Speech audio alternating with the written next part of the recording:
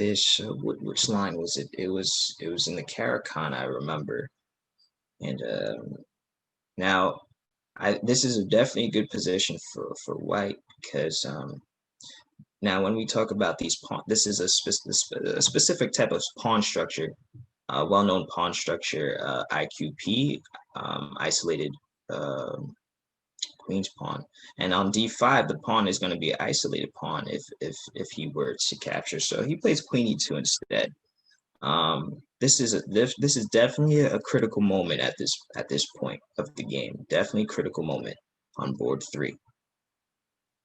Let's tune into board 4 between Coach and Rian. So Coach won this game on board 4. So let's take a look at this game, guys. I won the game on board 4. Oh, I'm sorry. Excuse me. Rian won the game. I'm getting confused. Congratulations, Rian. Congratulations. You're quick to correct me. Very good. Very good. Let's take a look at your game. I would have done the same if I won. Congratulations. Let's take a look at your game. So your game, I remember it arose from let's see, English, right? It transposed into an English, and you had the whites to this position. I play the English myself. I enjoy playing it. G3, there's nothing wrong with the move. As long as you take control of the center afterwards, either with c4, bishop g2, and have a plan behind it, which is great. And then c4, knight f6, this is all quite some standard. I think this is theory here. I'm not sure about knight takes d5 immediately, because after knight takes d5, Black has a tempo on the rook, and then and then e4. E4 after here? I play knight f3. No, after I play knight f3, they have. Right, they have e4 here, exactly. And I'm not too sure if this is good for white. I think this is good for black because the tempo is very, very fast, right? And already, as you see, black's control is already in our territory. White's territory is from the 1st to the 4th rank, right? And black's territories from the 8th to the 5th rank, excuse me. So yeah, I mean, and as you see, his pawn is in our territory, attacking our pieces quite early on move 6. So this line cannot be good for white. So I'm glad that you recognize that. But here in the game, an alternative is just to play bishop g2, attacking the knight itself. If you could develop with tempo, that's usually a great move. Okay, so yeah, bishop g2 is a move here. On the other hand, let's see how the game proceeded. So bishop c5. So I guess this was coach's opportunity to play e4, right? And kind of tickle your position, harass this knight.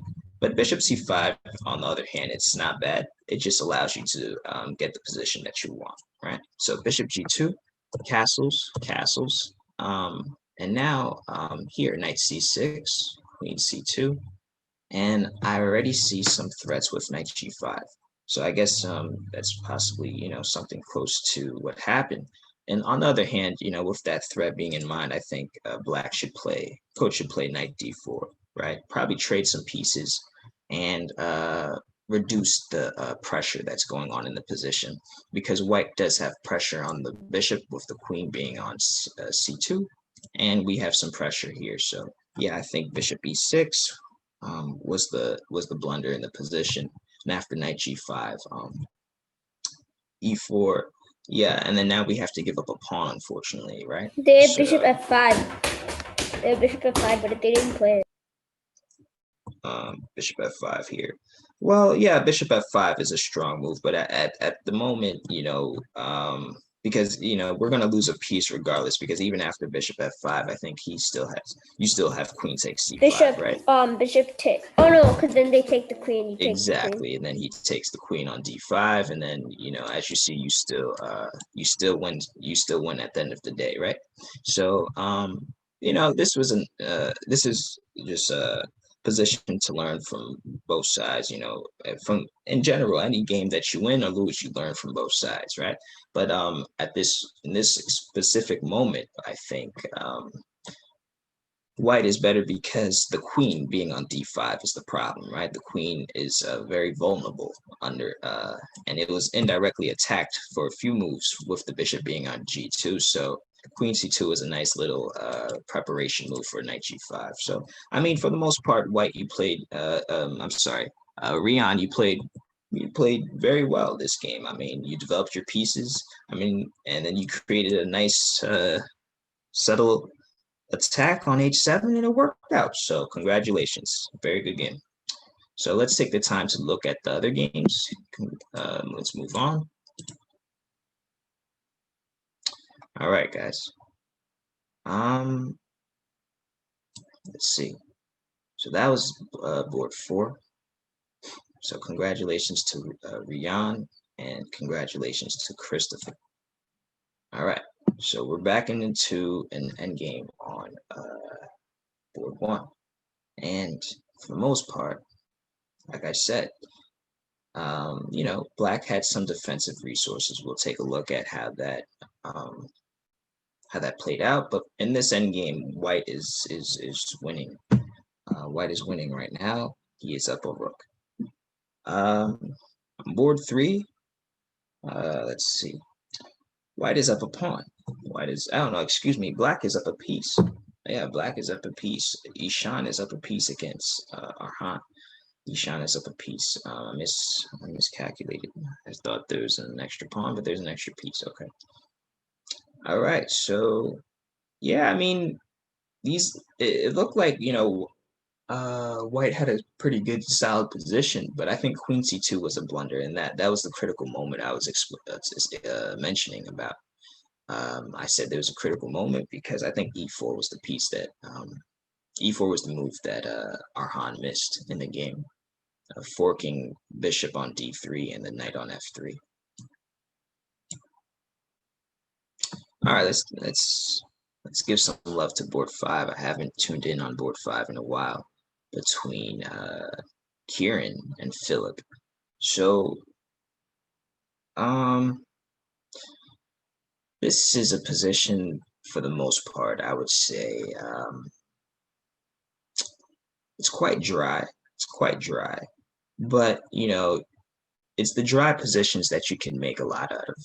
And what do I mean by the dry positions you can make a lot out of is that, you know, you can, you know, maneuver your pieces around in order to, you know, open position, or, you know, there's a lot that can transpire out of dry positions. And, you know, we'll take a look and analyze that game afterwards and see, you know, what can, for example, in this type of position, you can make something out of this. I definitely feel like, you know, both sides can make something out of this, especially from the black side. So board 1 seems like it finished between Taki and Grant, between Grant and Taki, excuse me. So let's take a look at that game and review that game between Grant and Taki. All right. I see Taki joining us in the Zoom call. How you doing, Taki? All right. So in this game, Grant had white. Grant had white, I believe, and Taki had black. So the game proceeded d4, d5, bishop f4. So this is a London system opening that it has been very popular, especially this year. Magnus Carlsen employing it several times in the high level. So this is a very, you know, topical line, especially the London. So after knight c6, e3, a6. So black seems to be playing a system here where he is, I guess, defending against the b5 square. Knight c3 would enter like a Versov, Jabova, London. So, and there are ideas with knight b5. So I guess black is being, you know, quite prophylactic early, which means defending against his opponent's plan very early, very early. So let's see what happened. Knight f3, knight f6, c4. So, you know, e6 is fine. This is all fine. Here, Taki plays bishop d6. So now here, Taki, the thing about, when it comes to the development stage, once you develop a bishop, especially a bishop to one square, you know, if it's not being attacked, if you move it to another square on the next turn, then that would be losing what's called a tempo, right? So once you put the bishop here and then you put it here on the next turn, you lose a tempo, unfortunately. And losing tempos in chess is not really the best thing. Why? Because you lose time, and the more time you lose, it allows your opponent to you know do what he wants, like improve his position, for example.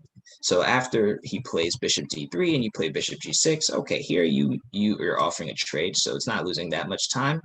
But here your opponent, could play knight e5 and control the center, for example. But Grant decided to play bishop g3, which is typical in the London.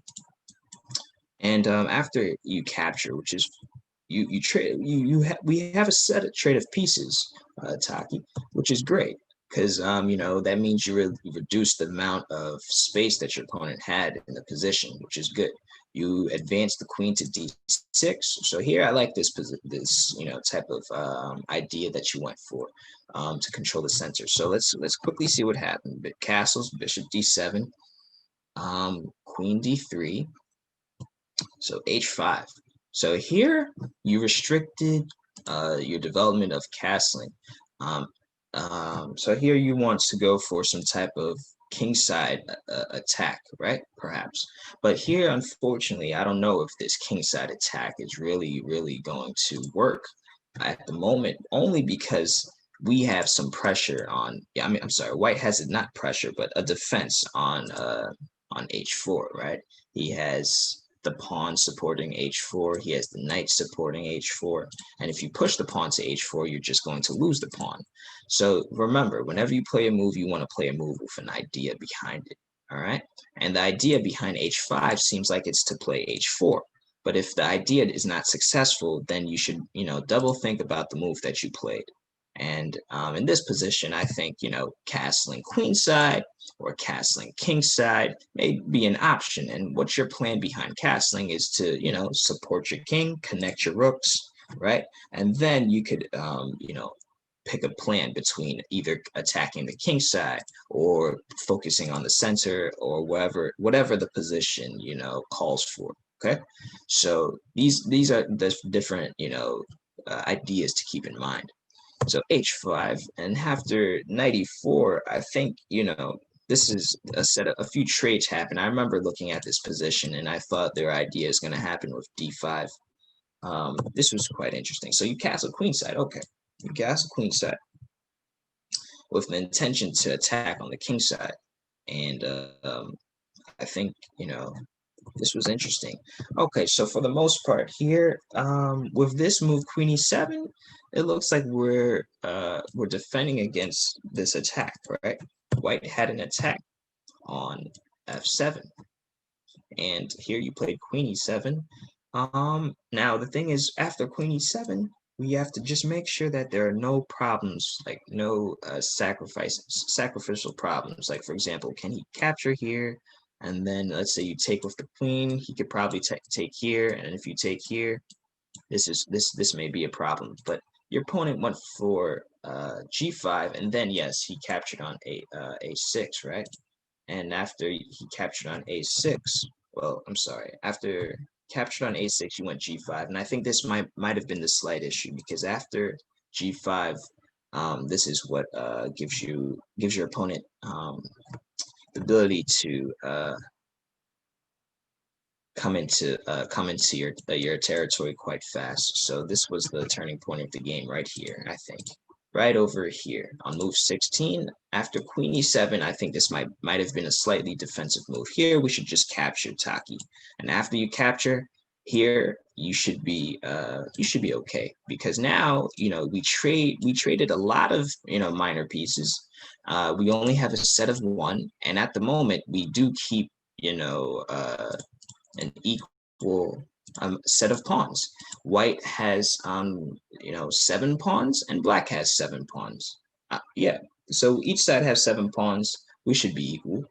Your king will come to b8, safe, make sure your king is safe, and this should be fine. But once you play queen e7, I think this was the turning point, because now white was able to take over with the tempo. And as we saw, yeah, now the king becomes weak. And this was an end game that I was looking at, that I said that black may have some good defensive resources. Yes, with rook b8, maybe putting the rook to a8 first is a good one, so that you attack this one. And if he comes here, you attack this one with this rook, so that both of the rooks become active. Because now if you put the rook here first, the rook is limiting itself. So, I mean, oh, you did capture this pawn, but unfortunately you lost this rook. So yeah, I think the critical moment of the game, Taki, was on move 16. All right, move 16. That was a key moment. You did a great job, developing your pieces back into the game. But on move 16, I think here we should just capture. All right. So, all right, that was a good game by Grant. That was a good game by Grant, and there's a lot to learn from that game, Taki. So let's take a look at the other games. All right. So we have 2 more games left, guys. We have 2 more games left between Arhan and Ishan, and in this game, for the most part, let's see what's going on. Black does keep an extra piece, but I guess he's trying to find the way to convert. He's trying to find the way to convert Ishan. So we'll see. We'll see how that goes. I think he does have his pieces well placed. White does keep a great connection between the knights. So it's a matter of it's a matter of how black wants to convert this being up a piece. We'll see. We'll see. Board 5 between Kieran and Philip. All right, so Kieran, okay, traded the bishops on g2, the light square bishops, and now it's a position where white has a nice pawn chain on e2 to b5 over here, e2 to b5, but at the same time, it's not too clear. It's not too clear what the right plan is for white. I do have an idea of what I would do if I was black, but I don't know. I feel like Philip may be slightly more comfortable in this position. White, I do see, has a little more time, not by much, 2 minutes, maybe. I don't know whose move it is, but maybe he's trying to figure out what the right plan is here. It's not too easy to discover what the right plan is here for white. Okay, oh, it was Philip's move. Philip played queen e8. Okay, so his idea seems pretty clear. Center. So we'll see how Kieran takes hold of that position. We could, since we have, more, since we're waiting on the other 2 games, and I see have, Taki in the chat. I'm sorry, Taki in the Zoom, and Christopher. Maybe we could take a look at, maybe a part of their games one more time, just to make sure we didn't miss any other key moments. So, for example, in Taki's game, I did mention on move 16, knight e5. That was one critical moment, and I want to make sure, Taki, you understand that, in these type of positions, especially from the opening, this is very, very important.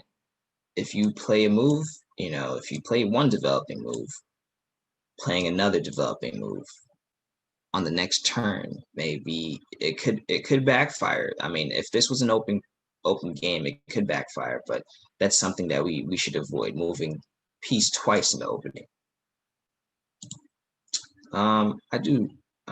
I think that was that critical moment. Was there any other critical moment?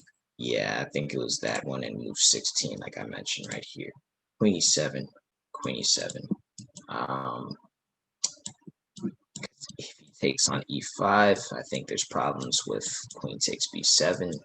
And then I think Taki saw this idea, so that's why he just captured on a6 instead. No, I'm sorry, he played g5. He just ignored, but maybe he should just capture here.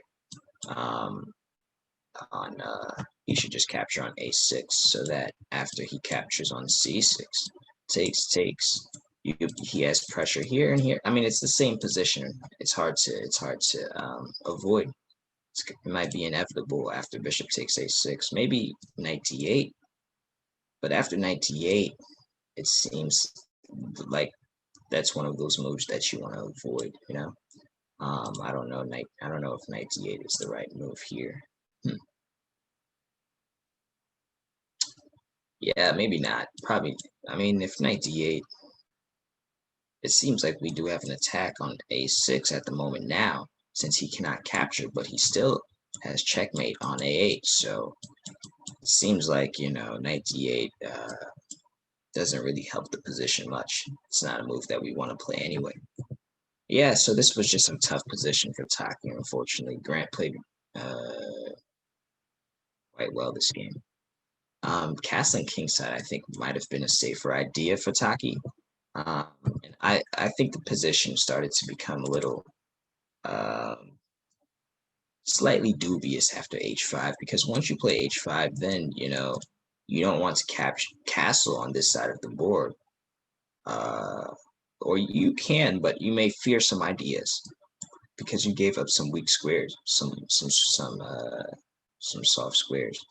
So that's probably why he castled queenside. But since the c file is open, now the rook can easily attack the king once it comes to c8, and that's what happened. So I think h5 might have been a slightly inaccurate move. In this position, I think I would have played a move like castle here. And after you castle here, for the most part, this is a game. This is a solid game. This is a solid game. White has this bishop is kind of weak, so you probably want to play something like a6, so that you can give it a square to breathe. On a2, what I like to call a square to breathe. Attack the king from afar, give the bishop some ideas to, attack the king from this diagonal. Now, bishops seek diagonals and knights seek squares. So, at the moment, the bishop is on a square. I mean, it doesn't seek any nice diagonal, right? And it can easily be attacked with knight a5. So you have to always keep in mind that, you want the bishop to, seek a diagonal. The bishop doesn't want to be limited to only a few squares. So these are just, different type of stuff I'm just talking about to share with you guys. So here, h5, critical moment as well. So move 12, I can pinpoint as a critical moment, along with move 16. So 2 critical moments in this game. See if anything happened in the other games. So yeah, I mean, okay, I'm board on board 3 between Arhan and Ishan, I think. Yeah, White captured on b7, but does he have compensation now? It's the real question. Black's having a hard time finding how to use that extra piece to the advantage. We'll see. We'll see. I mean, Black should still be winning, but it's not going to be easy now because White did capture on b7. That is a pawn. A pawn is a pawn. Kieran and Kieran and Philip in this game, what happened? How did the knight get to d5? I can't remember. Or was it already on d5? I think it was. So bishop b4, what happened?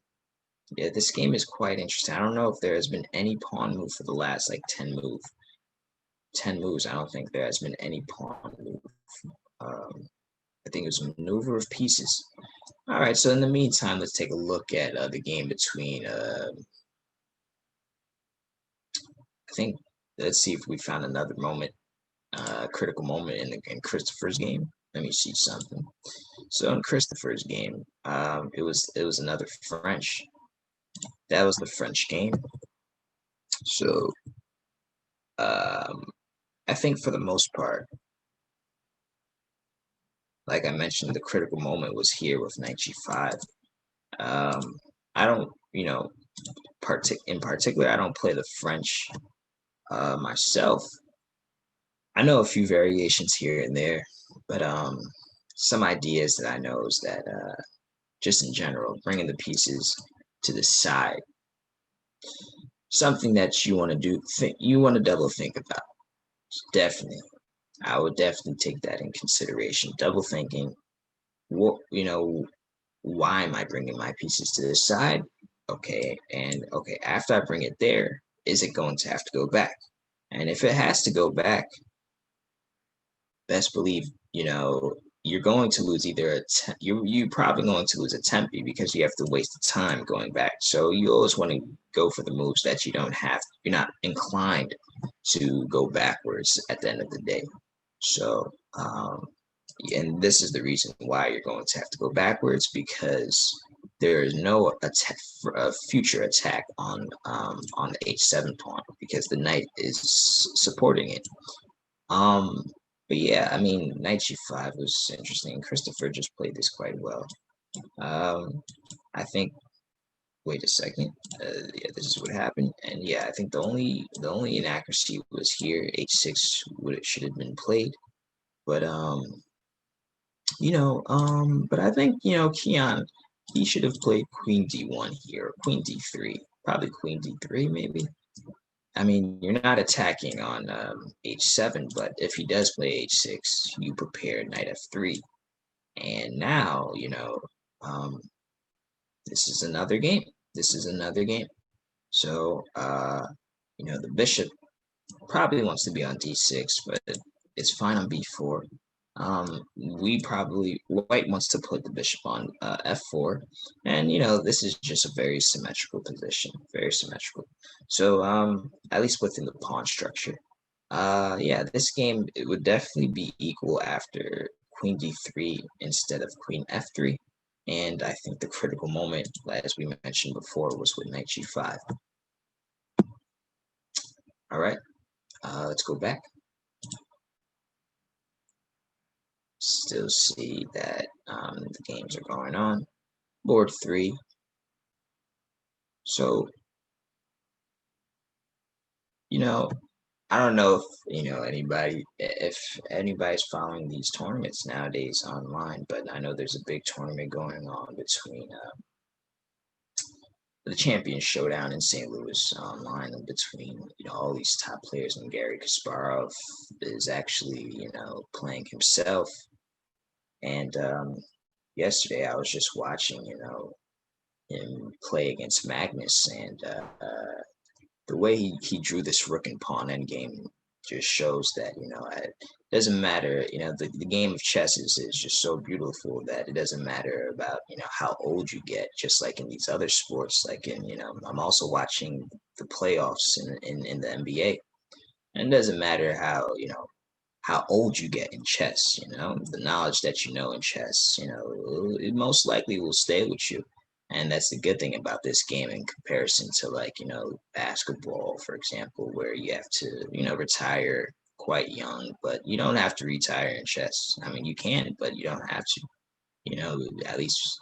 And yeah, that's I mean, there was this rook and pawn end game this guy, Kasparov, played yesterday against Magnus. It looks like he's going to be down 2 pawns, but the guy draws it. So chess is a beautiful game. Very beautiful game. Man. So let's see. Okay. Board 3. 24 minutes to 36 minutes. So Aron captures the pawn and he escapes early. He escapes. He says, I don't want any more business. I just wanted to take that pawn and go. Just wanted to take that pawn and go. And Ishan, you need to show me why you being up that extra piece is enough in this position. Show me the money. That's exactly what Arhan is saying in this position right here. And let's see. Kieran, let's go back. Uh-oh. I smell a queen being trapped on A7. It has only one square on A6, so that's scary. That is scary. But I think Kieran should be okay. I think he should be okay. I don't see anything at the moment, but I think Kieran should be okay. But I do see that the queen does have one square on A6, so that's worrisome. But if you look at the position closely, Kieran should be okay. It should be equal position. Still be, I mean, I don't know if I should say equal, but interesting position. Let's call it interesting position, because I feel like 3 results could happen. White can win, black can win, could be a draw. That's what you call an interesting position. Board 3. Okay. Ishan plays rook b8. Now, for rook b8, so it's an attack on the queen. Nothing wrong with that. Nothing wrong with attacking the queen. I guess let's take a second look, since, we came back and there has not been another game finished. Let's take another check on board 4 between Rian and Coach, just to see that if there was another critical moment, just give everybody a double look, double review. So let's take a look at that game, and let's see. Just another review, just so that we learned something, just so that we didn't miss anything, excuse me. So G3, E5, C4. So this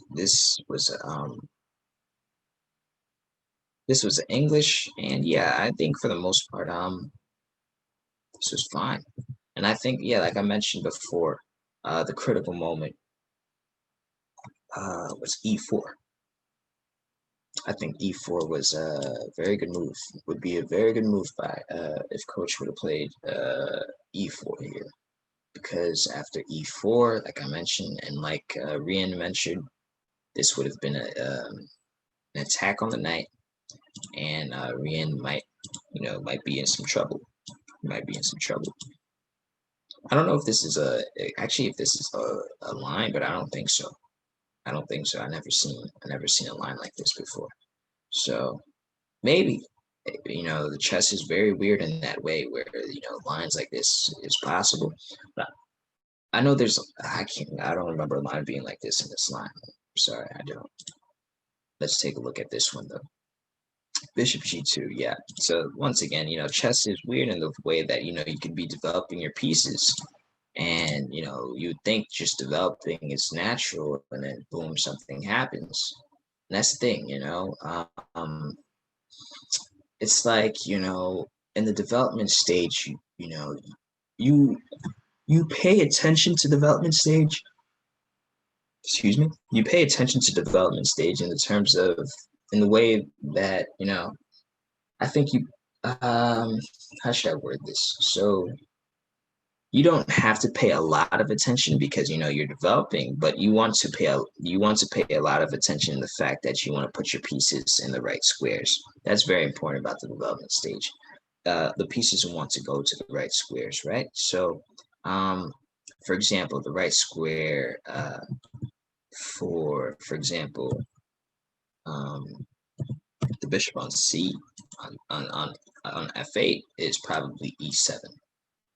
On E7, and I mean C5 is okay, but I think after C5, the thing is, after C5, the bishop, it can't really work with anything furthermore. So, for example, and it could be a target, And since these two pieces are vulnerable, it may be an issue. So that's why bishop e7 may be better if the bishop is on e7. But I don't know. It's hard to say because here after queen c7, if you defend against knight g5, you should be okay. But I'm trying to figure out the best way to do so. Maybe queen d6. Queen d6 runs into knight g5 anyway. But then you have to play f5 because the threat is knight e4. So you have to do this something like this probably. I don't know, very, very upscaley, upside down position. I'm not too sure how to call that one, but in this position, yeah. I mean, like I said, you could be developing and something just happens. So here, I think Ishan was mentioning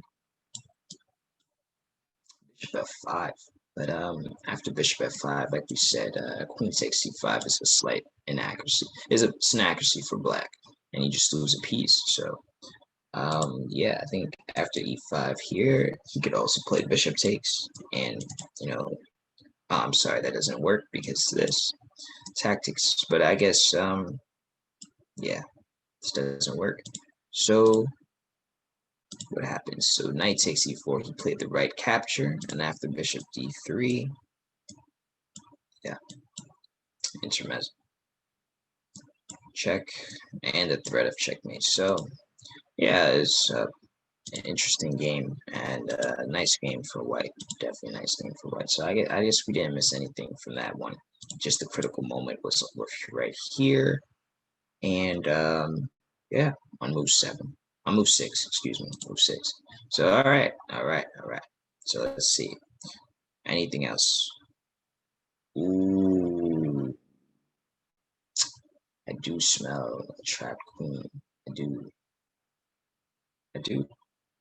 Yeah, I think it happened. It happened. Kieran got his queen trapped. That's mean. Wait a second. No, he didn't. Whoa. Think Philip missed queen c8. Wait, queen c8, knight e7. Oh, he missed knight. Ah, Philip is a tricky guy. Mr. Philip is a tricky. No, Kieran is a tricky guy. I'm getting these guys' names mixed up. Kieran is the tricky guy in this position because Kieran played knight c6, and after rook. So there is no way to trap that queen in that position. That's what you guys are telling me. Wow. So he played rook a8. And after knight c6, there's no way to trap that queen. He captured the rook. He captured the queen. Isn't the knight trapped right now?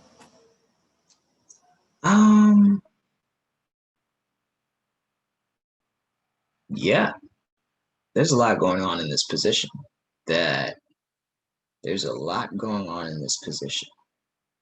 This is a very interesting game. Very good catch, Christopher. Knight is trapped. But yeah, this is a very interesting game, guys. So we'll take a look at that one, afterwards to see, all of the nice nuances in the position. Very interesting game. Like I mentioned, all 3 results were possible in that game. All 3 results. Going back to board 3 between Arhan and Ishan. Now, let's see how many pawns. Okay, yeah. White is still on the defensive end in this game, on the board and on the clock, unfortunately. So that's a tough one. I mean, he has a better, chance on the board to try and save the game, of course.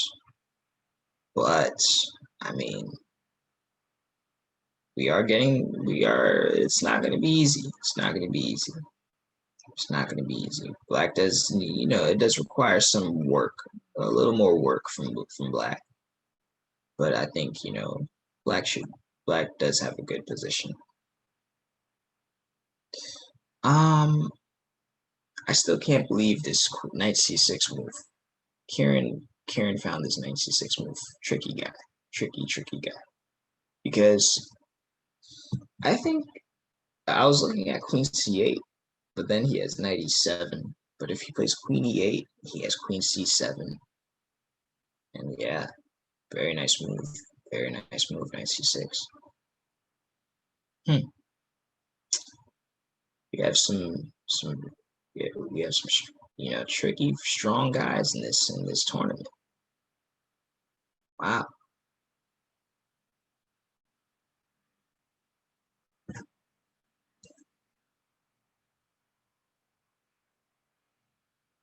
All right.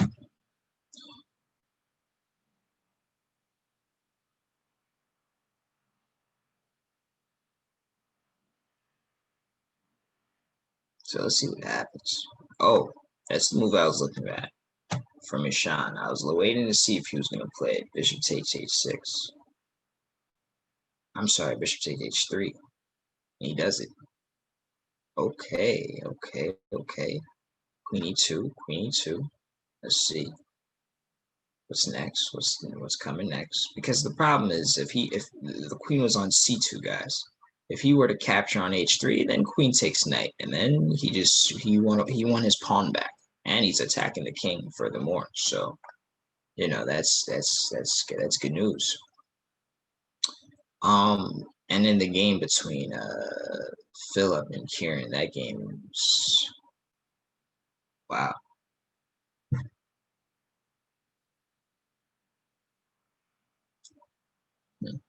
Because at the moment, his rook is trapped on a7, but we'll see how he approaches that type of position.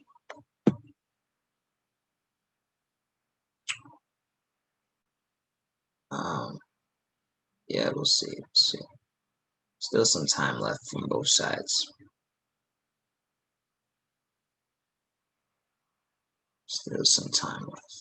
So, wow. Very cool games going on today. First round.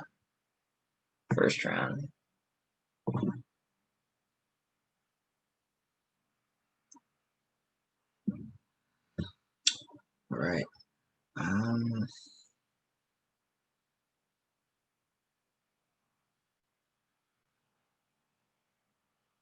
So what just happened in that game? Was that a blunder by Kieran? Something just happened. I guess let's take a look at that one.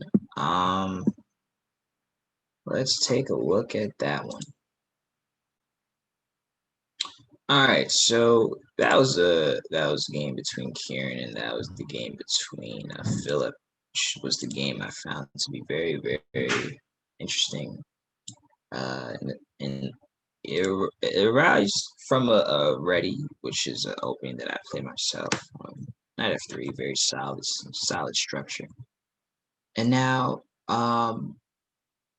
for the most part, Black, controls the center very early with this d5 and e5 move. He controls the center very early.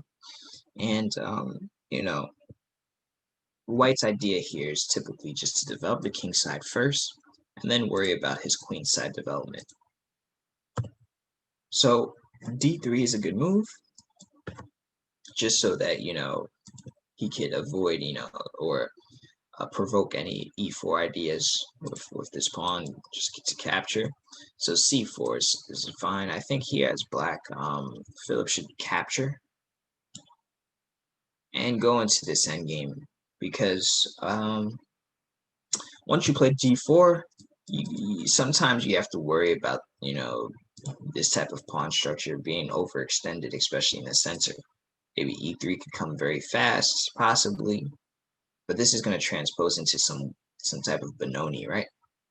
And it's going to be a Benoni with the knight on c6, which I don't know if it's good or Black. But here, I think, from my knowledge and from the history that I play, I think in this position for Black, it's best to probably just capture or play bishop e6. When it comes to pawns, it's usually good to keep the pawn tension, especially when it comes in the center. So you should just, I think, I mean, once you release the pawn tension here, for example, it depends on the moment, excuse me, because in this moment, I think this should be okay. Once you trade, this is an equal game, and black already equalizes, in my opinion. Unless this is a target, but I don't think so, because the knight could always go like this, and you keep a solid formation within the pawn. That's if black wants to equalize, but I think, don't get me wrong, d4 is keeping a game, but I think it's just white is better here, unfortunately, for black. So a3, a5, knight d2.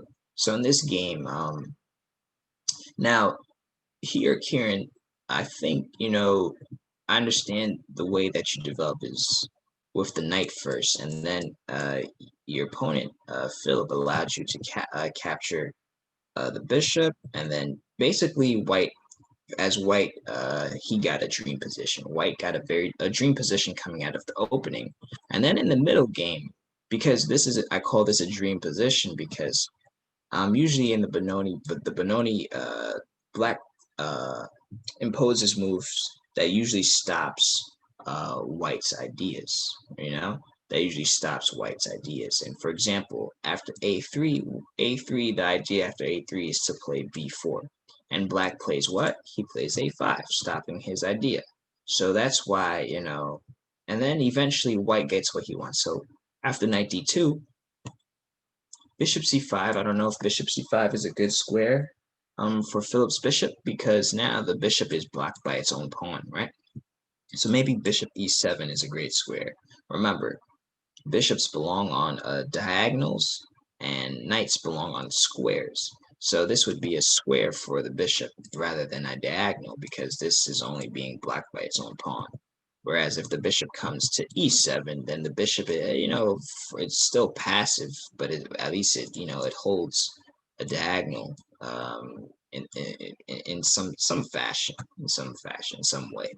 So the bishop c5, I don't know. Maybe it stops the idea of e3, but then it does allow knight b3, which is what Kieran played. But here I think, this is a very interesting position, because the knight is misplaced on b3, because if you look at it, if the bishop is not, for example, if I go bishop e7 here, the bishop is just here, then the knight is misplaced. The knight's only squares to come back to where it started. So that's how you know the knight is not placed on a great square. It cannot advance itself.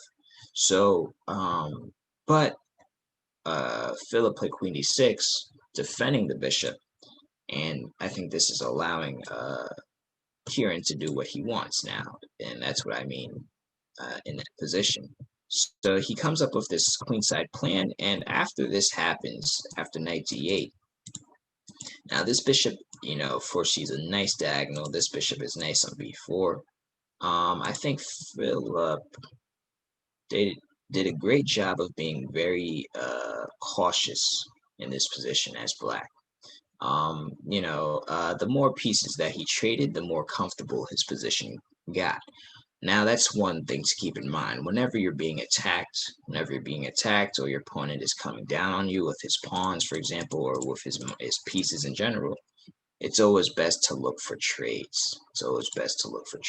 Why? Because whenever you look for trades, that it reduces the amount of space that your opponent has. And Philip did a great job of reducing the amount of space that his opponent had by trading some pieces. So great job with that. Queen d7. So now it was a race to see who's gonna play the first radical move, meaning a radical move, meaning a move that cannot be taken back, which is either between a pawn move or a capture. And in this position, I think, it was a shuffle of a lot of moves. So here we captured some pieces. And like I mentioned, there's been like a lot of moves in this game where nobody pushed a pawn. And it's been like that for like almost like 15 moves. So that's why it was a very interesting game, because it's like watching a boxing game, waiting to see who's gonna blow the first knockout punch. And it happened when all the pieces went all the way over here. So let's see what happened. So Kieran against Philip, and now Kieran, for the most part, let me see. I don't know. I feel like there was something with e4. I don't know. Queen a7, e4 now. What's wrong? What's wrong with this move here? I don't know. E4 is interesting. We put some pressure on d3. The queen is misplaced on a7. Doesn't really have an attack. It takes a few moves to even shuffle the pieces around. Maybe bishop f4, you attack this one. Okay, so that's one idea. But after I take, you take. What's going on here? I don't know. You have some pressure on c7, but for the most part, I think it's a game. It's a game. It's something you could try for black. Because if you don't play for this idea, then I think black is just shuffling around. But let's see what happened. Because white comes in, goes back and forth, knight d5, bishop here. All right, he trades more pieces, so great job of that. And I thought black was trapping the queen here. So rook a8, knight c6, very nice idea. That's a nice idea. So knight b3, knight b4. But I think, unfortunately, here, queen f8 is a good move. Now that I'm looking at it, queen f8 should be fine, right? I guess he has knight c2.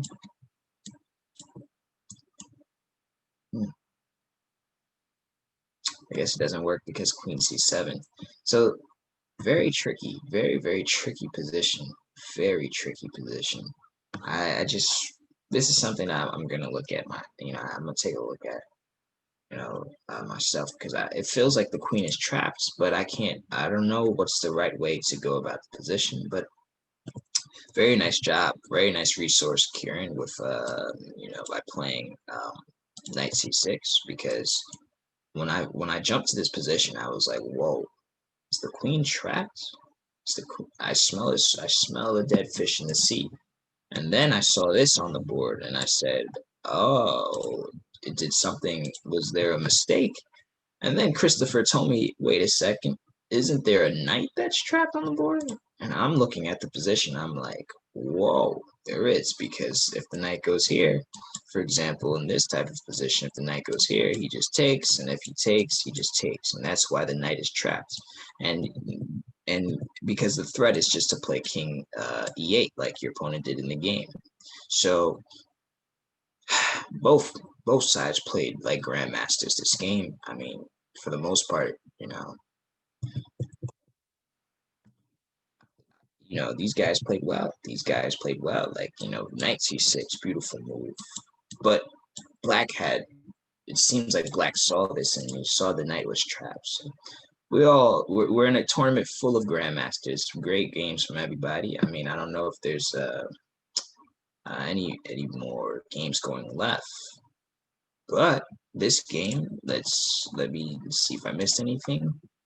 Yeah. Oh, critical moment. Something happened over here, right? Something happened. Oh yeah. I mean, how did oh yeah, and this was game over. This game over. So yeah, I mean, this game, the critical moment, Kieran was right here. Your opponent played well, you played well. This is a great learning experience, a great learning game to go over, because it seems like you had a great, space attack on the queen side, and you're trying to figure out the best way to maneuver about the position. So now, okay, knight b4, I understand the idea, but unfortunately, it seems like with a deep calculation, you lose the knight, unfortunately, right? So that just works out in black's favor. So what should we do instead? So instead, I think, I was looking at c5, but that loses a piece, right? So here, okay, so we know that he cannot move the rook yet. Maybe e3 now? Maybe e3 now. I feel like the rook is misplaced, though. The rook may be slightly misplaced, so maybe just rook a2. And the idea is that, your intention is to play knight b4 now. So, for example, let's say your opponent plays a random move like h5. Now, let's say we go to the same exact variation, yada, yada, yada, here, here, here. And now the difference is that, okay, the rook is not trapped. So it has squares that it can go to. So for example, if the rook wanted to go to b2, and if the king comes to, for example, e8, now the knight can come here without being without being lost, you know. So takes take. Now the rook has an active square. We should be safe. So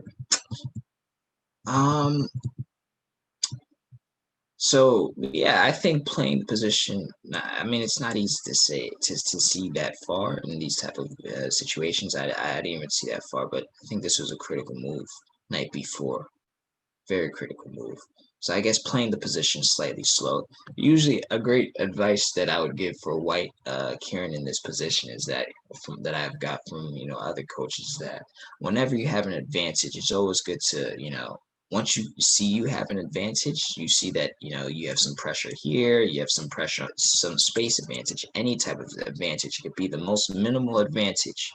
You want to keep that advantage, keep it with you, and try not to, try to take your time with that advantage. Play the positions slow. Don't allow your opponent to get any type of counter activities, counter chances. And here, knight b4 is playing the position quite fast. Why? Because if you play knight b4 now, he has rook a8. We're anticipating rook a8, and but sometimes the calculation, may not go your way. You may say, oh, all I see is knight c6, and if he takes, and then I take here and I'm better. But what happens after the critical, the most natural continuation, and let's say we continue naturally, are you still better? And that's why they always say, take your time with your advantage, make sure that you have everything intact, so that, when it does happen, we don't have any thing that we're missing. So, but this is a great game to go over. As you see from the annotation, there's a lot of lines that we reviewed from. So congratulations to Philip in that game. Philip, you played a nice game, and a nice maneuver with King f8, King e8. Very interesting game. So let's go back. So this game on board 3 between Arhan and Ishan is still going. Okay. So Arhan, basically, unfortunately, he's losing. Black has an extra knight. Yeah, Black has an extra knight. So yeah.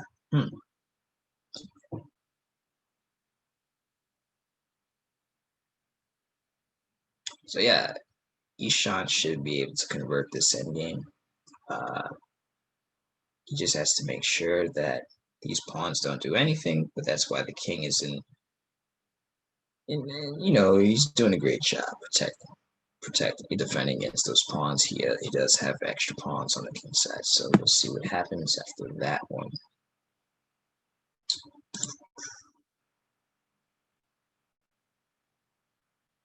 All right. So the three brothers, I guess, Keon, Arhan, and Rian. Nice.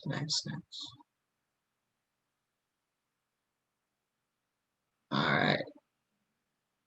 So let's see. But yeah, the game between Kieran and Philip was very, very interesting game.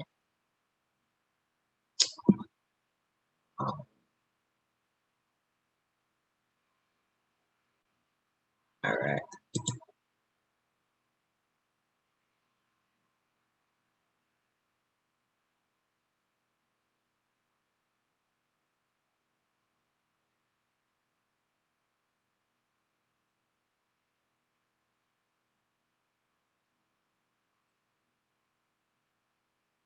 King d3.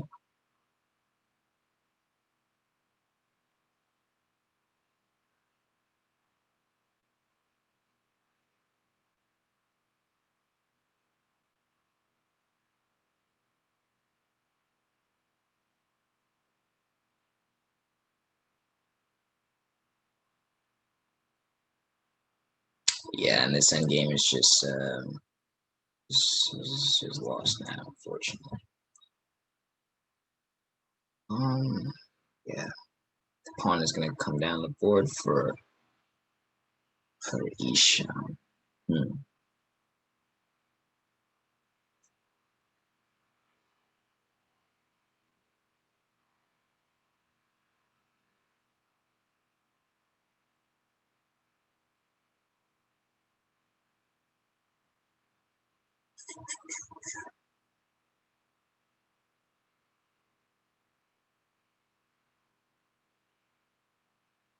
So I guess we'll wait for them to finish. That's the last game of the round. And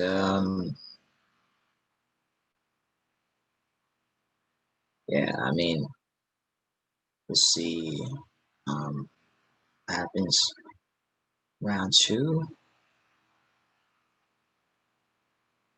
Yeah, the first round was a nice round. Interesting round.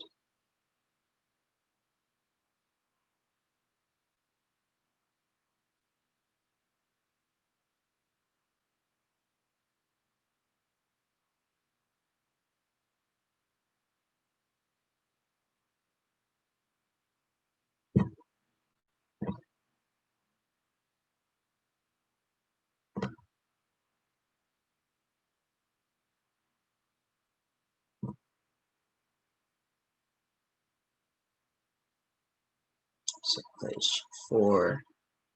Yeah, I mean, for the most part, it's gonna be decided on that side of the board, right here where the pawns are at, on the king side of the board. So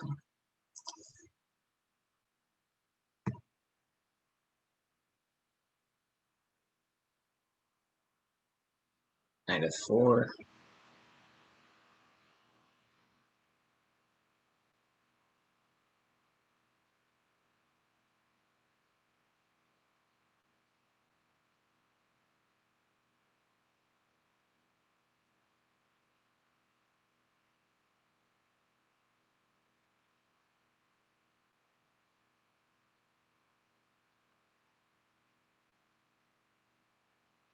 Yeah, knight f4.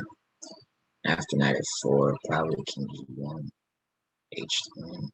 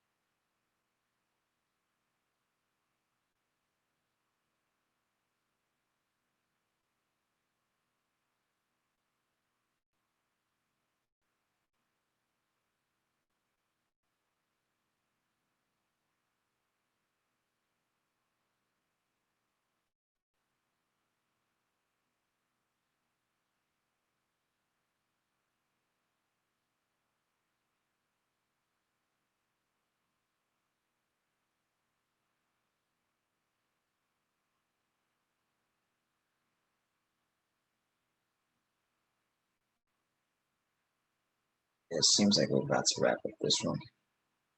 Um, yeah, 92 just happened on the board. It's about to promote to a queen, and this should be unfortunate for Han.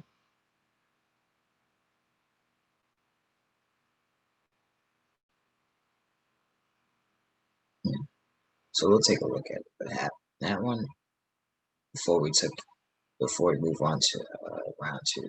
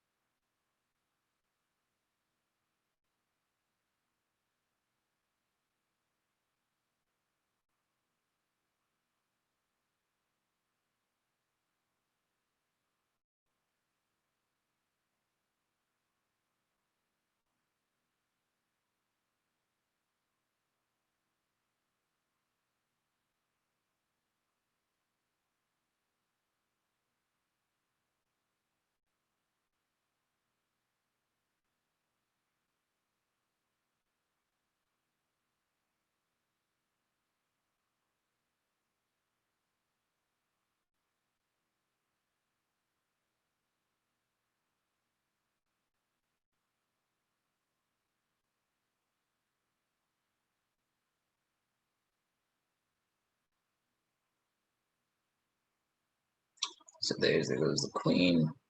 It's probably mate in 3, but mate in 2, excuse me. So, we'll see.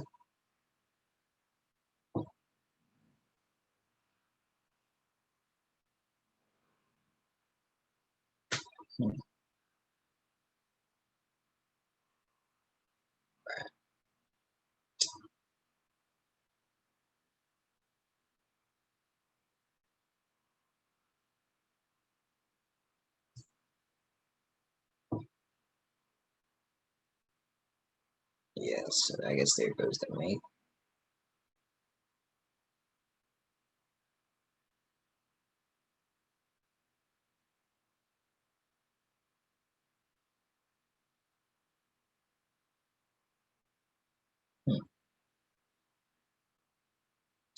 All right. Yes, Ishan is just looking for the mate. Okay.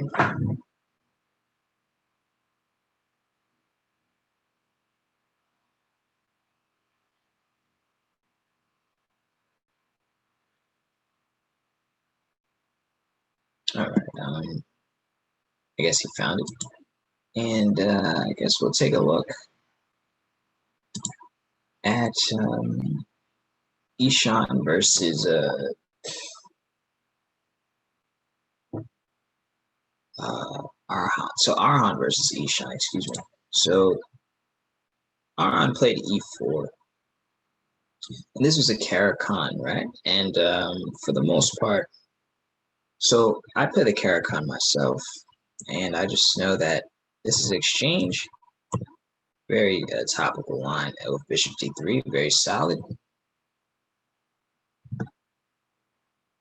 Knight f6 is a move. I think here Ishan could play knight c6. I think knight c6 is the best move here. I mean, they're both moves, but knight c6 is a standard because the idea is that you develop with tempo. You attack the pawn on d4, so you know basically as ready as black, you're saying, okay, I'm developing and I'm attacking. You develop, I develop, but I develop and I attack, right? I develop and I attack. So usually it goes something like this: Queen c7. The whole idea is to stop, white from developing to f4, since f4 is the bishop's best diagonal. So Queen c7 would be a great, prophylactic move. That goes, in depth. But anyways, knight f6. Don't get me wrong; it's not a bad move. After h3. So h3 is a good prophylactic move to bishop g4 if the knight wants to come to f6. So knight c3, knight c6. Okay, so it transposes. Very good. So e6. And e6 already, I think is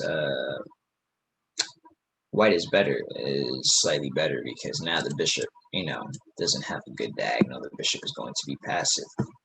Perhaps the bishop may want to develop on b6, bishop b7, and try to foresee something on the a8 to h1 diagonal. But at the moment, I don't know if it's e6 is a great move because it seems quite passive. So maybe on the other hand, if we're going to play like this, yes, like I mentioned, Queen c7 is an idea from my knowledge. It's not like we can play bishop here or here. So I understand why Ishan played this, but okay. Let's see, e6, bishop f4, bishop d6. We have a sequence of trades, guys. Bishop d7, equal position. I remember this game. And after e5, here after e5, here's the critical moment because here I think Arhan, I think had the option to just leave it, the pawn in the center, or to capture. And now e5 actually has a threat behind it.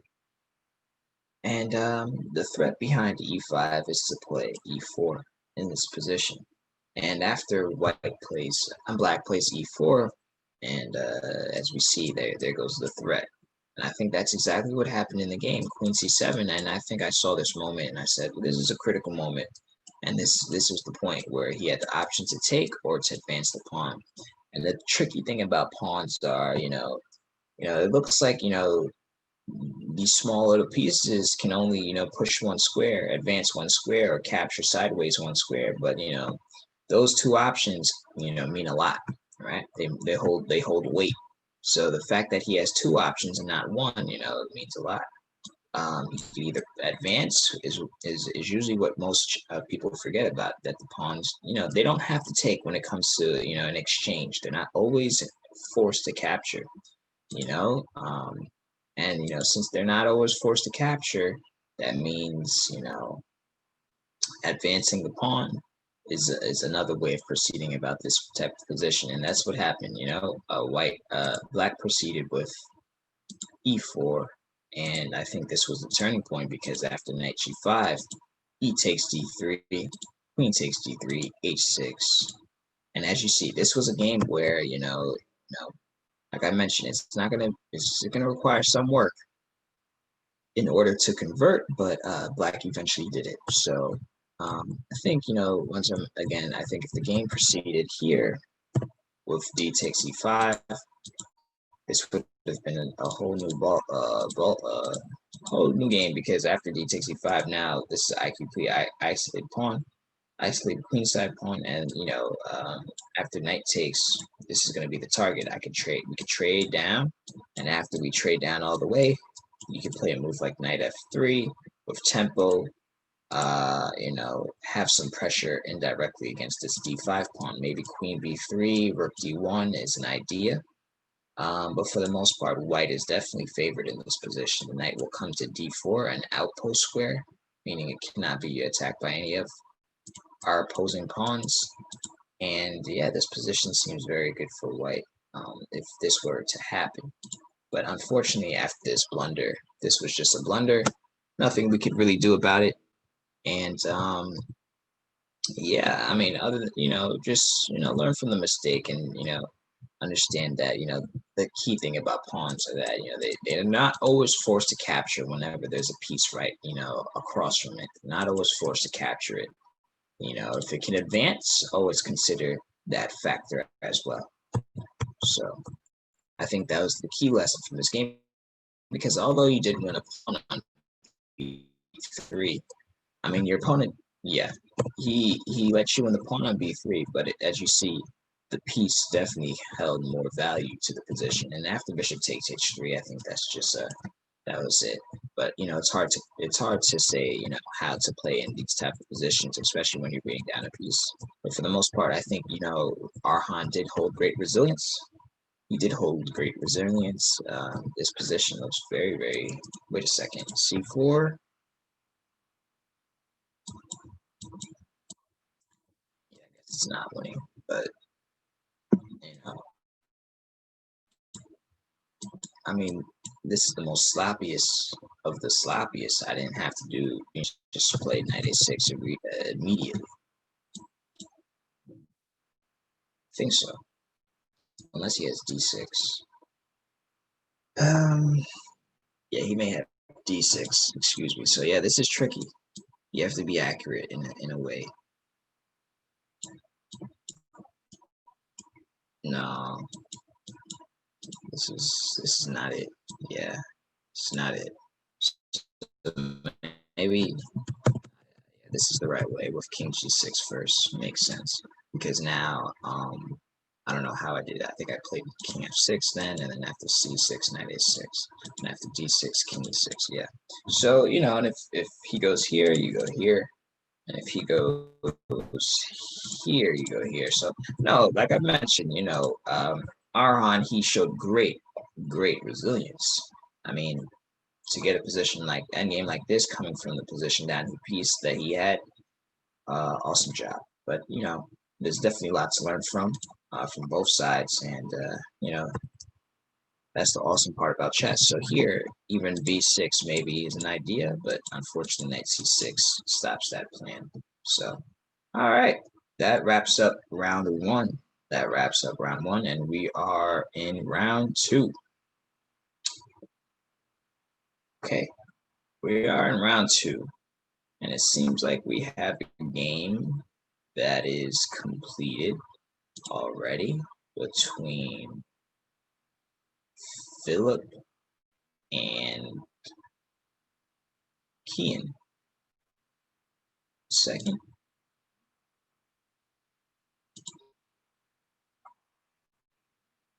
One sec.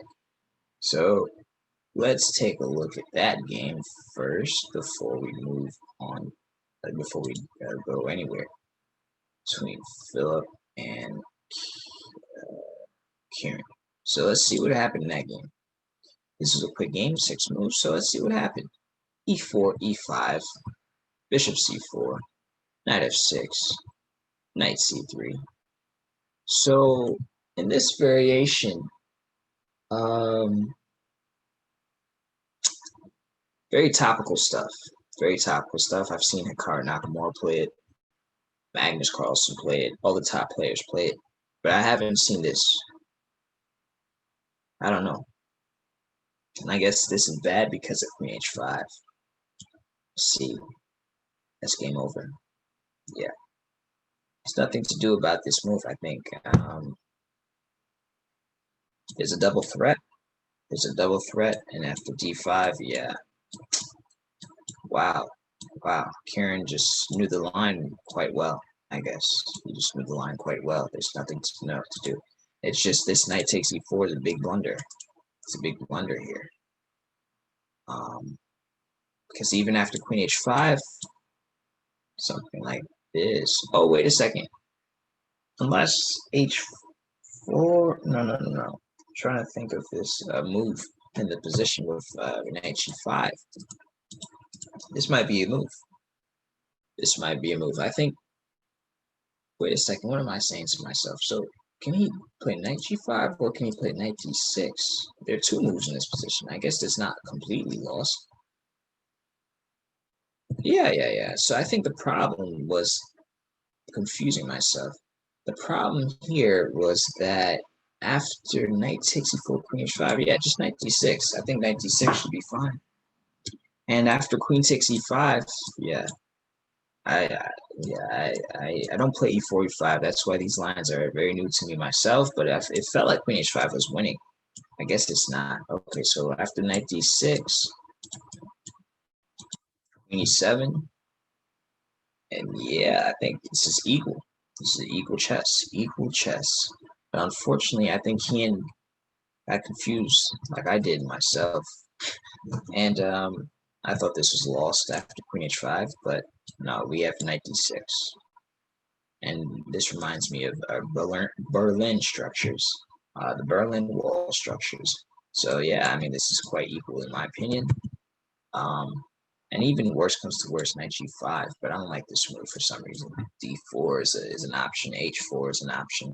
So we'll keep those ideas out of our direction, and we'll just play Knight D6 with tempo supporting in this. And yeah, I think this would have been the best way to save this type of position for Black. Unfortunately, he played D5, and that cost him the game quite early. So there's things to learn from. I think Philip has played well. He played a great game last game, and this game he had nice tactical ideas that worked out in his favor. So congratulations to him. All right. So that was board 3 between Philip and Kian. Now let's take a look at these other games. All right. So on board 1 we have Ishan versus Grant,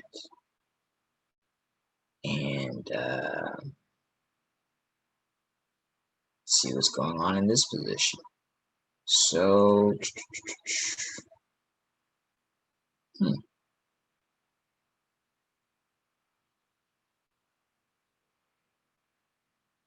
basically White has an extra 2 pawns at the moment.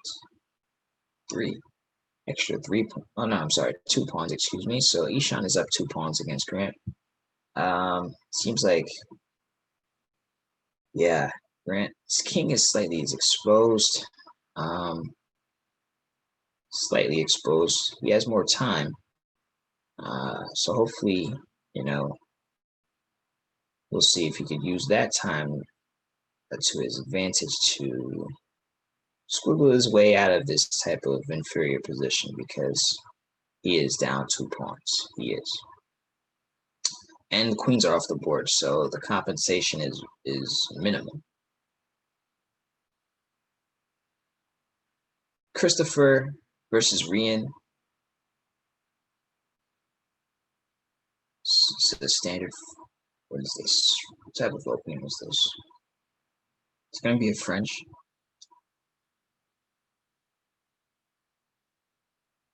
Well, this is a great French for black. This is a great French because in the French, the bishop is supposed to be, inside the pawn chain. But in this position, it's outside. So I think he's doing a great job with this type of structure. He has, development under control. On board 4 against Taki, Taki versus Arhan. I don't know which opening that arose from, but for the most part, seems quite equal. White's pieces are interestingly placed. He seems like he's going for attack early. Seems like he's going for an attack early. Let's see what happens after. Let's see what's going to happen.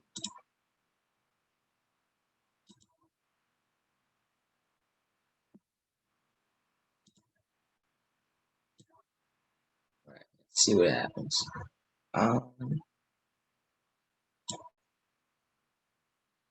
Board 5, Coach versus Kieran. Coach is doing a good job with the space. I mean, the space is equal, actually. Equal game. Equal game, in my opinion. Wide and equal game. Kieran is defending the knight. He did have another idea that he could have played. For the most part, Coach seems like he's going for the attack quite early. Quite early. So we'll see what happens at the end of that one. All right. So going back to board 1.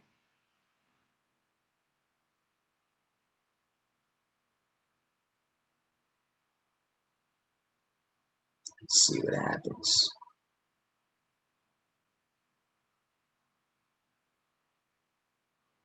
So on board 1, Grant captures the piece on G3. He's going to recapture. And board 2, what's going on? What is going on? So Christopher has a position where he's waiting to develop his castle is king, and then I guess he's going to go for a plan afterwards. For the most part, Rian is attacking Christopher. I don't know. I think Rian has a quite good position. I don't know if he should have attacked the rook that early in the game before developing his knights. But it seems like he has a pretty good idea. He has a good idea. He wants to reduce some of the defensive pieces on that pawn on d4 so that he could capture it. So that he could just capture it. So this is definitely critical moment for Christopher right here, deciding on which piece he wants to capture, which bishop exactly. Taki versus Arhan still hasn't, the game still hasn't changed. Coach versus Kieran. We're in the middle game, and White is the one who is attacking. So let's see how far his attack goes. So Queen G3 is a good move. Indirectly putting pressure on the king and also keeping an attack. and a threat, excuse me. So, yeah, I mean, let's see what happens out of these games. Pretty interesting positions in round 2.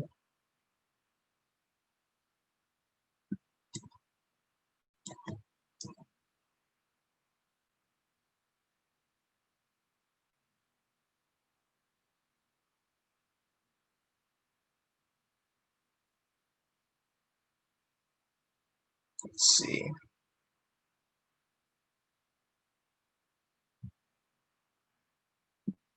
So Henry's Grant is putting up a great defense against, the extra pawns. But I don't know if, I don't know if it's enough. I don't know if it's enough. Is the real question. I don't know if it's enough.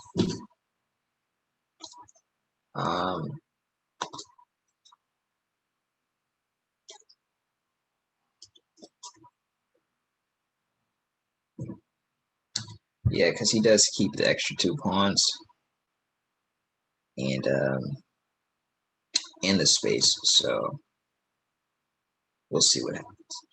So going back to board 2, he does win the pawn on d4. Does win the pawn on d4. So Rian is deciding on how to capture back on d4 of his own. He captures with the knight. Thought he was going to capture with the queen. He captures with the knight.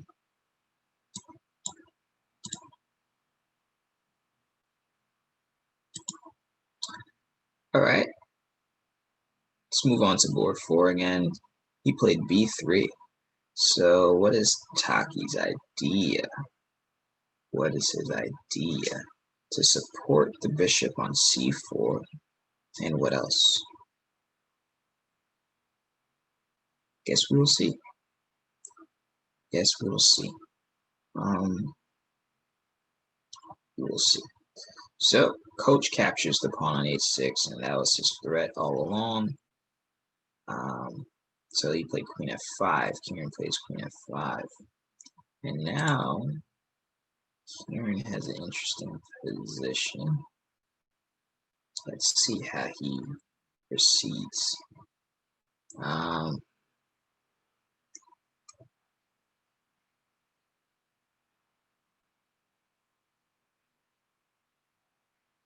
think there's interesting stuff that could happen on board 5 between Coach and Kieran. We'll leave it up to the players. Between board 1, back to board 1, everything seems normal. Well, not normal, excuse me. Well, Black does, have some, compensation with these double pawns attacking the king side pawn, attacking the c3 pawn, but it's not enough, unfortunately. That's the thing. It's not enough. These pawns in the center are overpowering, these double pawns. He plays f6. I don't know if I would have done that, but I mean, it doesn't lose the pawn. So as long as it doesn't lose the pawn, it's okay. King e6, yeah.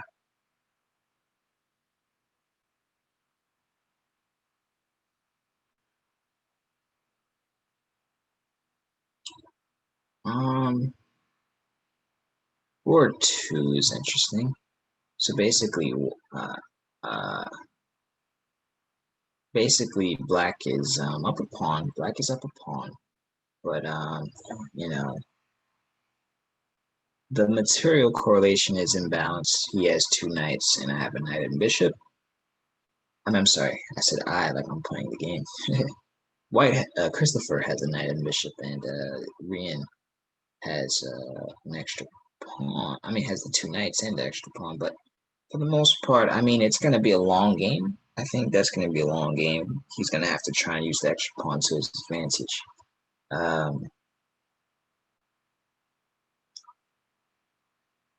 Yeah, but Black is definitely should be the one who's in the driver's seat here since he's up a pawn, but we'll see how Christopher uses his resources in order to hold himself in this position. So on board 4, Arhan captures the knight on c4, and I think for the most part, this is a quite solid position for Taki, because now that bishop on c4 wasn't really doing much. So the fact that he gives up his knight on b6 for that bishop, white increases space. The knight now on b2 has a nice square that it's aiming at. On board 5 between Coach and Kieran. So let's see what happened. That game is over. It seems like Coach won that game. So let's see what happens between Coach and Kieran. It looks like it was a sequence of moves that happened really quickly. So let's take a look. So pairings, and let's take a look at Coach versus Kieran. So this was a game that I guess let me see. Coach had white, so it arose with e4, e6. It was a French exchange, another French exchange. And once again, these ideas with like knight c3, in order to play bishop f4, queen d2, castles is typical. Or castling kingside is also another typical idea as well. So bishop f4, knight f3, and this is all fine. Okay, but if we go for this should be equal. Knight d7, castle, castle. So let's see what happened. Knight e5. Bishop e4 is probably slightly inaccurate because if you play bishop e4, Kieran, then you're saying that I want to trade. But did you trade is the question. You didn't. So if you put the bishop here, you have to put you should put the bishop. You don't have to, but you should put the bishop there if you want to trade it. Because at the moment, I mean, maybe you want to play knight e4, but if you look at this position, the tension, the what's going on is in the center at the moment, right? And I think in this type of position, putting the bishop here is going out of direction. I think, for example, rook e8, something solid. Like I said, sometimes you don't have to force the position. Let your opponent force the position. And what does that mean? Let him force it, meaning like, okay, if he wants to take, let him take it. But at the end of the day, are we still comfortable? Yes. But if we go bishop b4, it's like, okay, bishop b4, and then what? Do we really want to give up this bishop? No, we don't. So that's why I think keeping the bishop here is fine, because bishops belong on diagonals, not on squares. If you put the bishop here, it's clearly to imply that you want to take because you don't want to foresee this diagonal. So, I mean, you could take, but if you take, take and retreat, and white keeps some space, but you do have this idea with knight c5 and knight e6, okay? So I think this is something that you could also do. You could also just take here, and this should just be fine for this should be fine for you. It's an equal position. But once you play bishop b4, I don't know. I don't like this move. It's a little out of play. Now a3. Now a3 is probably not the best way. Maybe it is, but maybe bishop here. I was thinking bishop here, take advantage of the bishop not being on e7 anymore, because now you're in a pin, and if you go back, then I take. I think I could take, but maybe not. Maybe just wait. It's hard to tell, but I think bishop g5. But a3 is what happened. Bishop a5, b4, bishop here. Let's see what happened between Coach and Kieran. So I thought this was equal. He held a threat with bishop. He holds a threat. Coach holds a threat with bishop takes f6, with the idea of taking on h7. So that's why Kieran plays h6. And after queen g3, queen f5 takes. So if you take here, he takes here, you take here, you take here, and then white loses a piece at the end of the day. Possibly, right?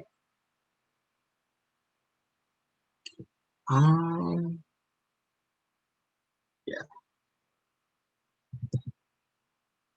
So that's why after rook h6, I think knight h5 is a good move here. Because now with this knight h5 move, I think Kieran missed it. You attack the queen and you attack the rook. So if he decides to take, oh, I'm missing tactics. I'm missing tactics. He does have rook takes h5 in this position because here, there's this mate. So coach played a great sacrifice. Maybe king f8 is forced or not. Oh, knight g4. That's the move that I was looking at. That's the move I was looking at. Because now after knight g4, you attack the rook this way, and you attack the bishop.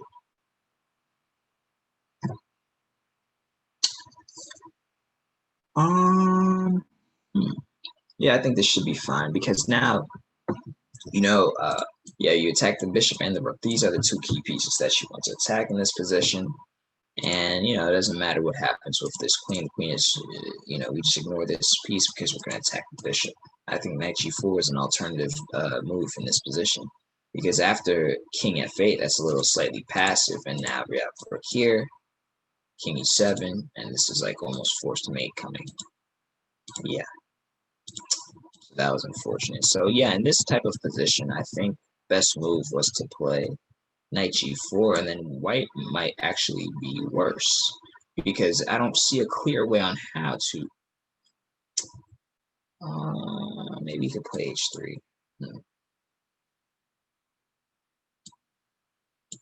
He could play h3. Actually, no, this is still bad. I could always take here, or I could even take on. I could even take here, and if he takes, play this type of position. So this is an interesting game, but for the most part, I think, the critical moment of this game was right here. Whenever there's a point in chess where you need to defend, always try to find the most active way of defending, not the most passive way. The most active way is always probably the way that's going to help your position out. And in this position, the most active way is knight g4. The most active way of defending is by looking for your threats, right? Mostly, it's usually within the threats. So, that's one way of being active, defending by creating a threat. So, yeah.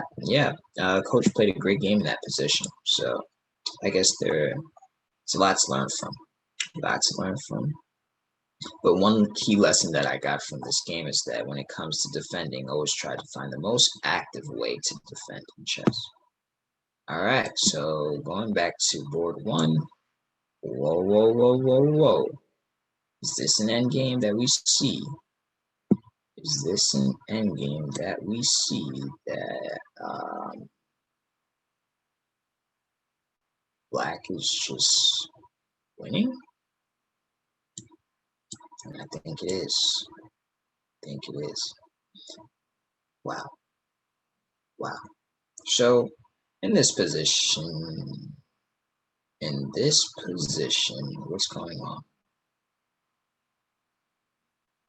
So I guess we'll take a look at what happened in that game between Grant and between Ishan and Grant. But for the most part, I don't know. White has too many weak pawns.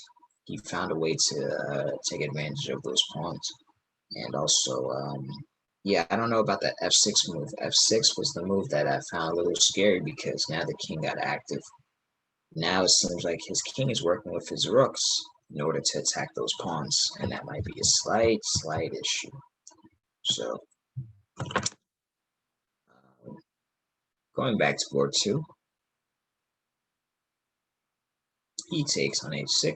So Christopher is playing the white side, and he has a massive attack on the king. I don't know if it's forced what's going on in the position, but well, I do see some ideas. Some ideas. So we'll see how he goes about this position. It's a critical moment, and whenever there's a critical moment in chess, You always have to take your time. So queen g4 is what he played. I don't know about that one, but we'll see how the game continues afterwards. So board 4 between Arhan and between Taki and Arhan. So basically in this position,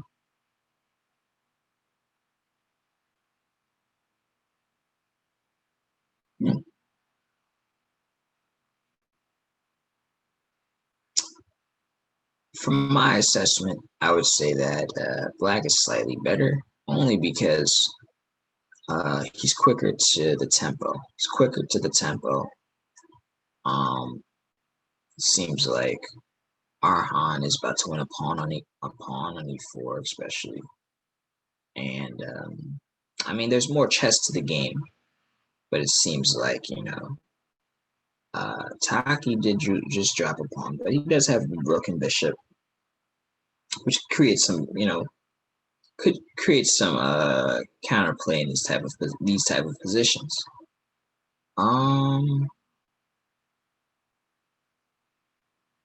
Let's see.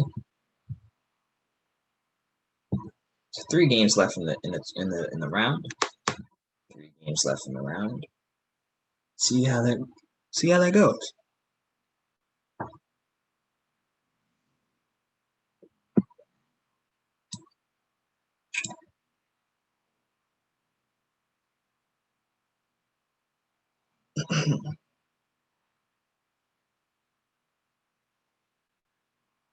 All right, so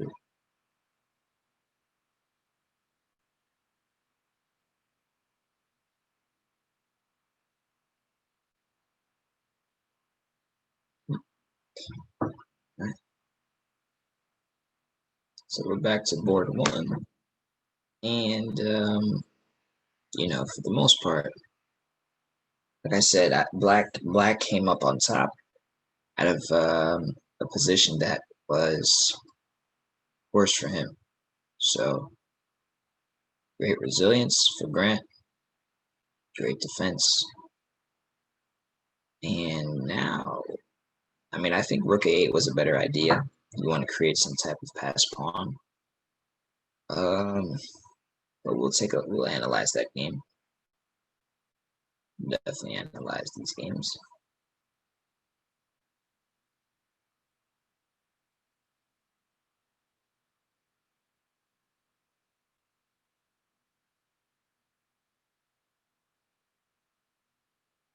So on board 2 between Christopher and Rian. Christopher had played h4. He had played queen h4. Rian played h5. And then something happened after that. Can't tell. Okay, so then Christopher played g3.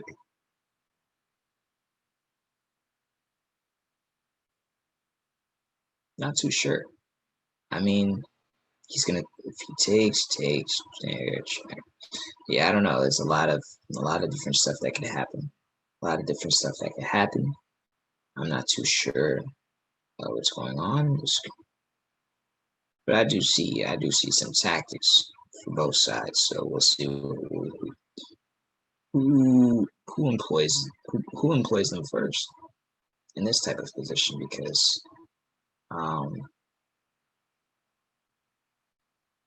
yeah, it does seem very, very wild.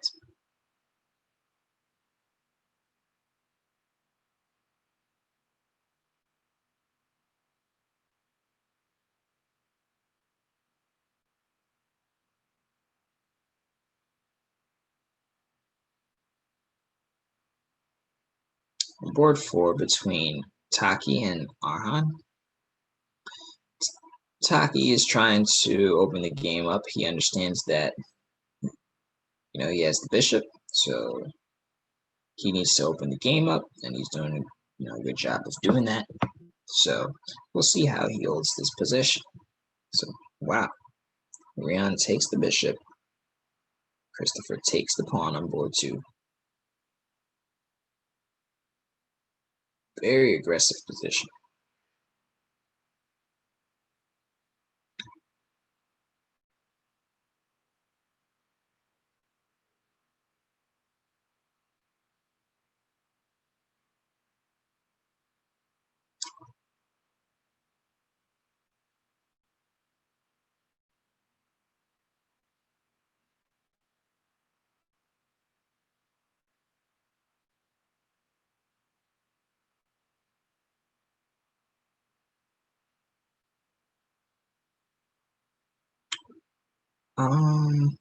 Yeah, so basically we're just waiting to see, how these games complete. They're in the, I would say the board one is in the late middle game, end game. It's an end game. It's definitely an end game. Board two, all three results could happen. And board four, I think two results. Two results. So, board one is an end game where, two results also could happen. Board three, all results could happen. So we will see. Well, actually, I'm sorry. Board three, only two results could happen. Board three, only two. I'm board two. Excuse me. Board two, only two results could happen. Board all three of these boards, only two results, I would say. So let me see what happens. On board one, it's an interesting position. What happened in this position?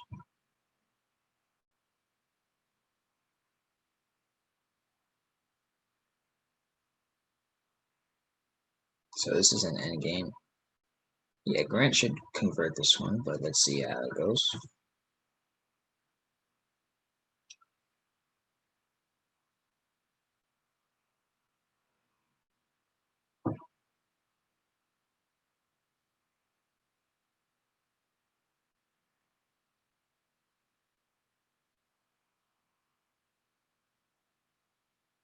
So in the game between Ryan and Christopher, Ryan plays king f7. So he calculates that his king will run and be safe. I agree. I agree. Board four, very interesting chess. These guys are playing quite well today. The game between Ishan and Grant. Ishan, unfortunately, got himself into this trade where now he is forced to go into an endgame, and that definitely is going to backfire, and that's probably the end of it.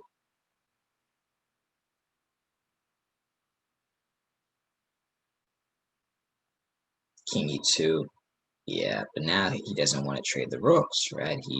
And that's one thing about end games too in general. In end games, you always want to make sure you keep your pieces active. At least your major, at least the most weighted piece on the board, it should be active. If it's not active, it's not gonna be a good piece, and that's what happened. It played a defensive role. The rook being on f3 played a defensive role, and that's what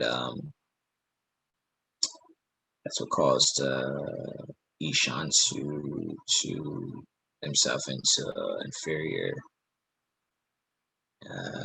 endgame.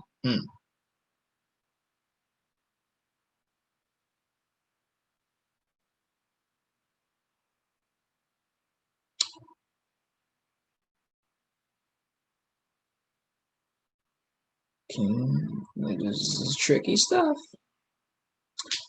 It could either be stalemate or it could either be a game. So we'll see what happens. He goes for king d2. Okay. Okay. And yeah, this is a winning end for Grant. So, that seems like it's going to be a one game for Grant. The game between Ryan, Christopher. Christopher is trying hard to save this game. Queen g5 is a very good move in a way. But unfortunately, I think he's eventually going to run out of checks. Fortunately.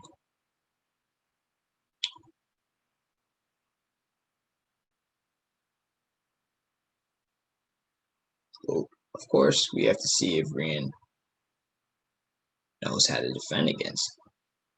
We have to see if he knows. Can't just say it's over yet. We have to see.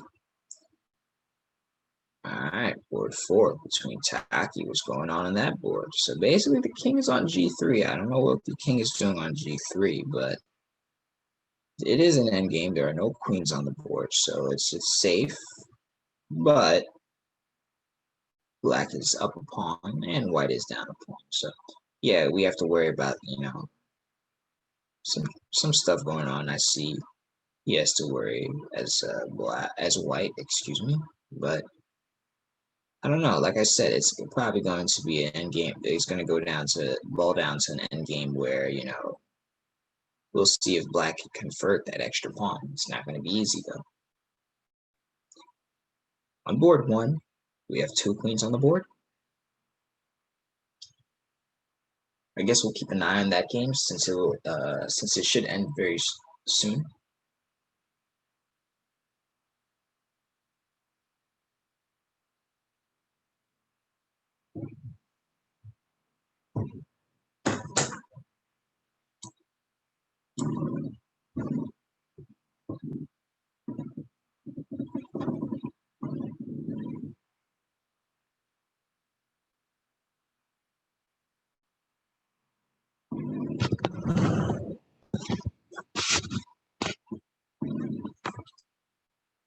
So yeah, board 1 just finished.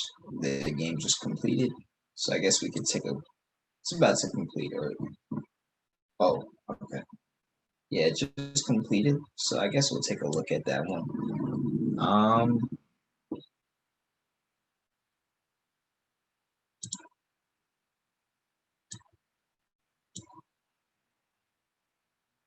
Wow, 74 moves between Grant and between Ashan and Grant. So Ashan had the white side in the game. What was the opening? It was a London, and usually in the London, let's see. So this was a Versov London, and this line exactly is. I see what happened. I see what happened. So I actually, looked at this line before, and yeah, knight c6 is inferior actually, but Grant got away with it today. Because after knight c6, knight b5 is just winning, on the spot. Because now, how do you defend against c7 is the real question. It's not easy. And here, at this moment, I think, e5 is the only move, and that's what Grant played. But here, I think bishop takes is the best move. And the reason why is because after knight takes, pawn takes, once the knight moves, for example, let's say the knight goes here, we take this pawn for free. The knight goes here, we take this pawn for free, because if he takes, we have knight c7. So in this situation, we win 2 pawns rather than 1.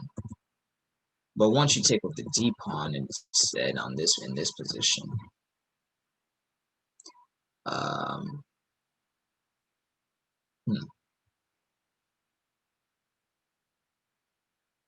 maybe it's the same. Maybe it's the same. Maybe. But I thought, yeah, maybe knight g4. Yeah, the problem here is probably knight g4, because after you take, maybe something like this happens. I don't know the right continuation, but this is really good for this is I mean, this is lost because knight c7. But I mean, for the most part, maybe bishop d6. Yeah, I mean, for the most part, it's not the position that you want to get as black. But bishop takes is okay, is a great move there. Pawn takes is fine as well. But in the game, you played pawn takes, knight e4, queen take. So you did know this idea. Wow. So Ishan does know this idea. Okay, excuse me. So this is what happened. Ooh, so this is actually what happened. So what went wrong is the question. So already here, I think we should do rook takes, Ishan, because after you do rook takes, the thing is after, like, say, knight takes here, you could take with this pawn, and now this rook has an open f5. If he takes here, you take here. We still keep an extra 2 pawns, right? That's all that matters. Keep the extra 2 pawns. The king is in the center. It should not be a good position for black. For example, rook h5 is coming, and yeah, who knows what's come next? Mates. I smell some type of mate in the future. But okay, pawn takes. Don't get me wrong; it's not a bad move. It's also winning. But let's see what happened here. So I think this was just more practice within conversion is what we need from white.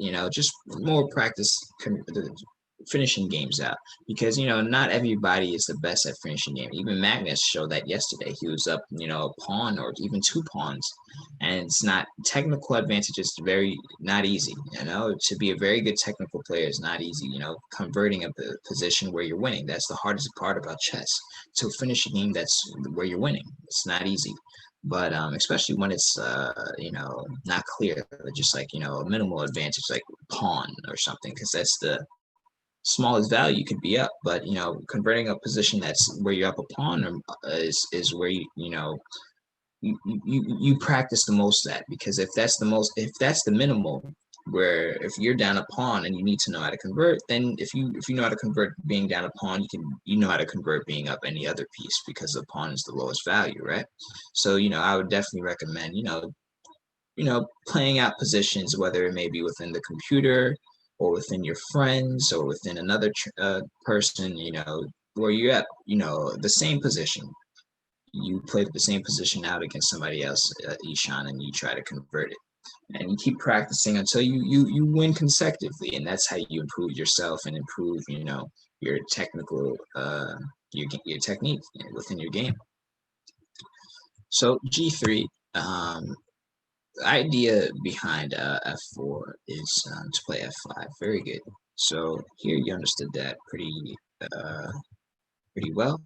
And here I think f6 is not necessary. Here I think you could just play with king d2. In the end game, I always tell my students that the king is very, very valuable, especially in the end game. The king is worth 4 points in the end game. Once the king is, on a good square on d2, doing its job, protecting the c3 pawn, now I guess moves like rook h1 could come into play, and you just take advantage of the weakness. The whole idea of the endgame is to create a weakness, and once you have one weakness, you want to create another weakness if you can. But maybe he could take and play b4 now that I'm looking at it.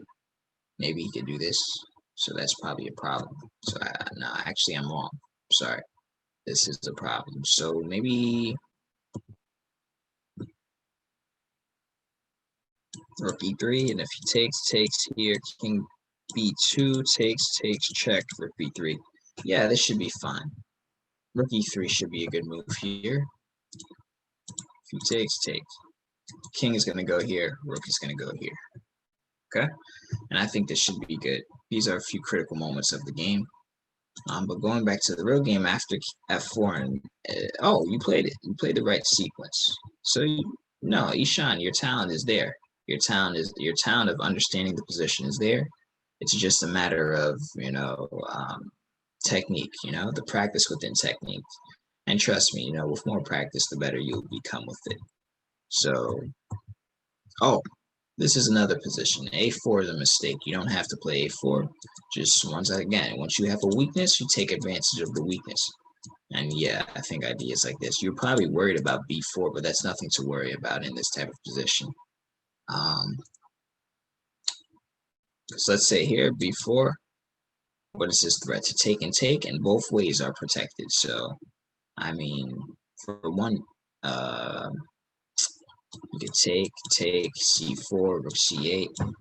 Now, c4 is probably not the best, but I think you should be safe here. You could just take, or you could play here, and you should be solid.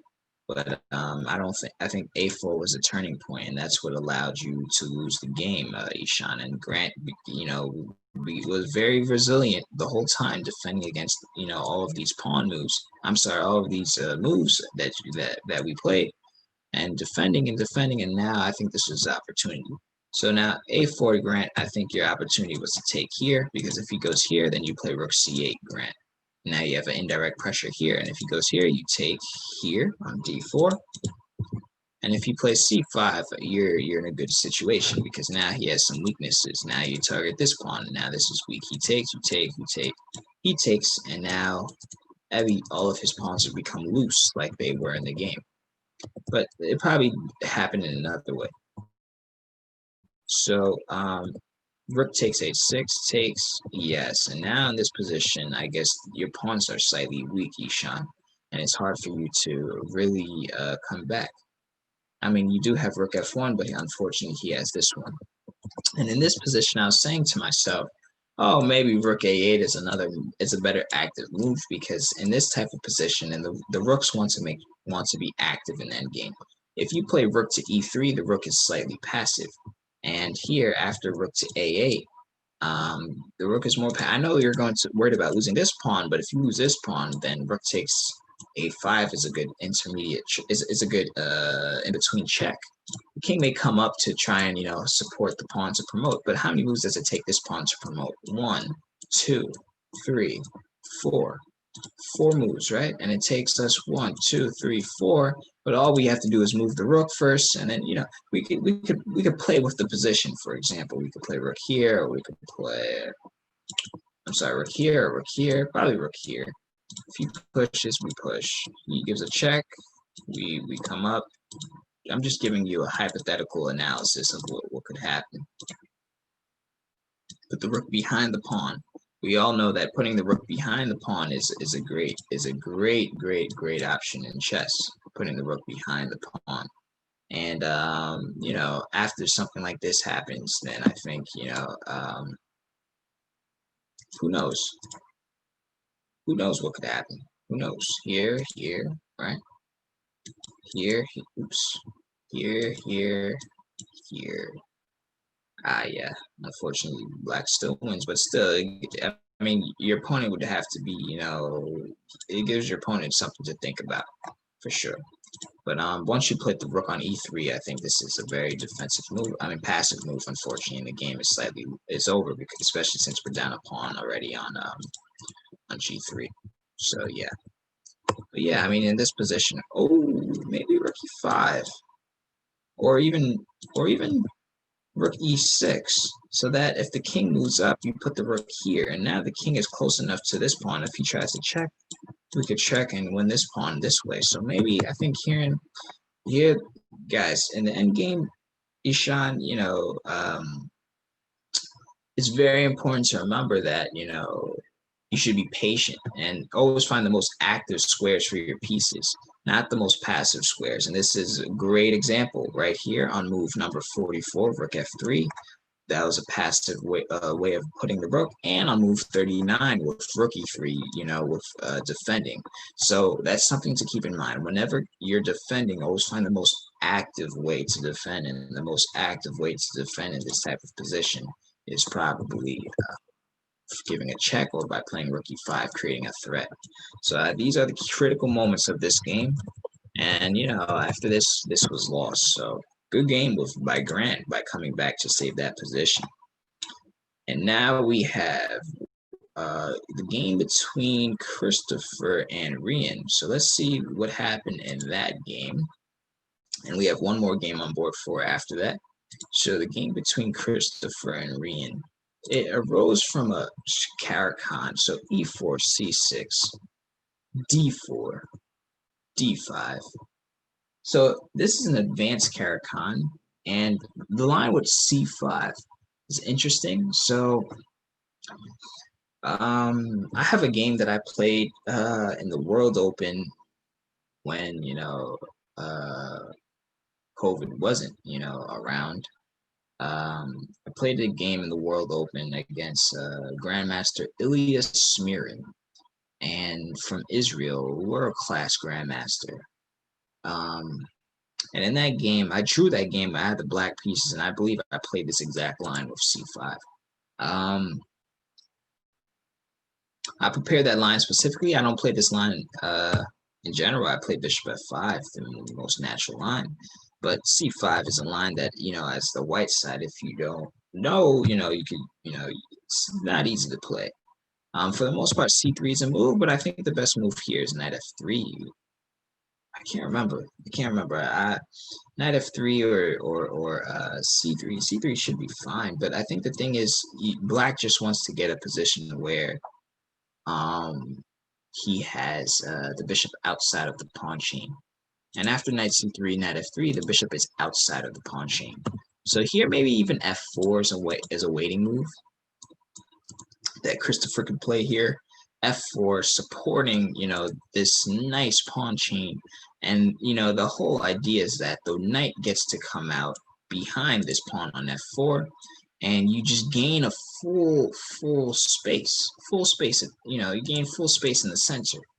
And, you're saying to black, basically, okay, I know your idea is to play bishop g4, but me playing f4 move, now if you want to play e6, now the bishop is outside of the pawn chain rather than, I'm sorry, the bishop is inside of the pawn chain because it's blocked by its own pawn rather than outside. And when the bishop is inside of the pawn chain, that is every French player's,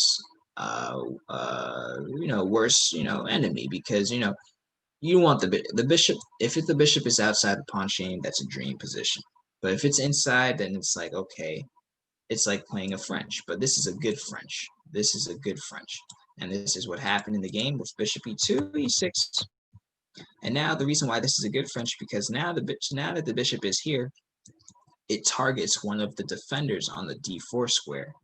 And since it targets, one of the defenders on the d4 square, which is the knight defending the d4 pawn, it allows it to reduce the pressure. So, for example, if the knight comes to f5, then, the pressure on d4 is very superior for black. So, and that's kind of like what happened. Bishop b4, knight b2, c3, rook c1, bishop takes f3. So yeah, I mean, Rian played a very well game, but I think here, Christopher, you could probably take this bishop. Now, I think this is critical because, you have an option. You have an option to take this bishop, or you have an option to take this bishop. Now, if you take this bishop, he could take here and he could take here. If he takes here, you take here. If he takes here, I saw that you could take here and then play queen b5, and this should be okay for you. For my analysis, this should be okay. Even better if he goes for this, and then you could, I don't know, castle maybe eventually, or king e2, and this should be fine. But in the game, if you on c3, but if he takes on e2, you take with the queen, right? And if he takes with the knight, we see that you have like even queen d4 winning. Yeah, that's just winning, queen d4, right? You don't have to take, just queen d3, and then you attack d4. This is a pin. So the other variation we need to analyze is if he takes here. And I was thinking, if he takes here, you just play rook g1.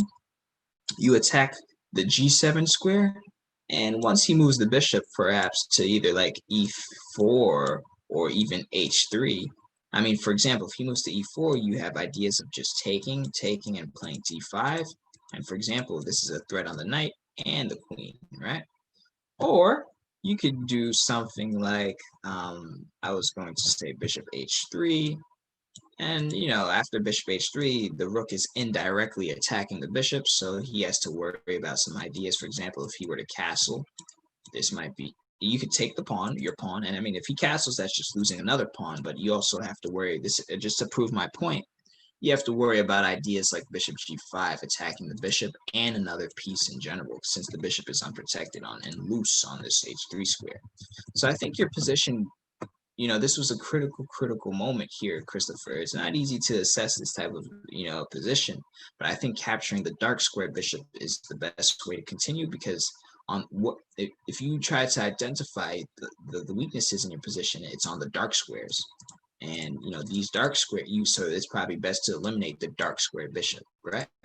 And keep the light square bishop on the board, because once you take this bishop, which seems like the most natural way, he takes this way, and now the dark squares are furthermore weakened, right? Because the bishop is still on the board. And after bishop takes castles, now that you're down a pawn, the e5 pawn is also weak too. And yeah, this one is not an easy position to play with. So here you got some nice sacrifice going on, right? So knight f4 takes. So check. Here I think you should just take it here, because instead of just giving a check, if he takes, you could always have a perpetual back and forth if needed. That's one way of going about. For example, if he goes here, you can even think about doing ideas like this. I don't know how he stops this idea. Because I know his idea himself is to take here, which seems very, very powerful in the position. But you can even do this. All right, he could take here, but like I mentioned, worst comes to worst, you have a perpetual, right? Check, check, check, check, check. So we'll see what happens after that. Going back to the game, I think, this was a nice little... Hey, Coach. Hey, how you doing, Coach? How's it going? Any good games today? Oh yeah, a lot of great games. These guys are playing like grandmasters today. I told you these guys are no slouches. I tell you. Yeah, these guys are great, man. These guys are great. Have they been? Has anybody been participating, or most of them are quiet? For the most part, I think I've seen Christopher and I saw Taki, but Christopher was participating for the most part. Yeah, some of them are probably focusing on playing, so they might not be speaking too much. Right. I don't know. Am I talking a little too much myself? No, I think it's great. Everybody's enjoying it, and very instructional. But yeah, the level of games here are really quite good. And Taki. Oh yeah, definitely. Just so you know, Taki, he's only a kindergartner. Oh my gosh. Yeah. Yeah. He's only I would say maybe 5 or 6 years old. 5 or 6. Jesus. Yeah. That's amazing. It's amazing how these guys can keep up like that. Yeah. So, all right. Cool. All right, Coach. Sounds good. All right. Sounds good. All right. So yeah, going back to this game, I think Christopher, you had a nice kingside attack with the queen being on g6, especially in this type of position. I think this was a critical moment here. You played queen g4, giving a check, but I think you could just capture this pawn and create a threat of your own with checkmate being on h7. And like I mentioned, if he captures on d3, you always have this in between. You always have this perpetual with g6 and h6. So that's nothing to worry about. You always have a draw secured in your back pocket. Rook e3 is an idea, as I mentioned, in order to create some type of checkmating threats. If he does try to come in between with the knight just to revert, you have this in between check. So yeah, but quickly to go over what happened, just to quickly go over what happened, I want to see how the game ended.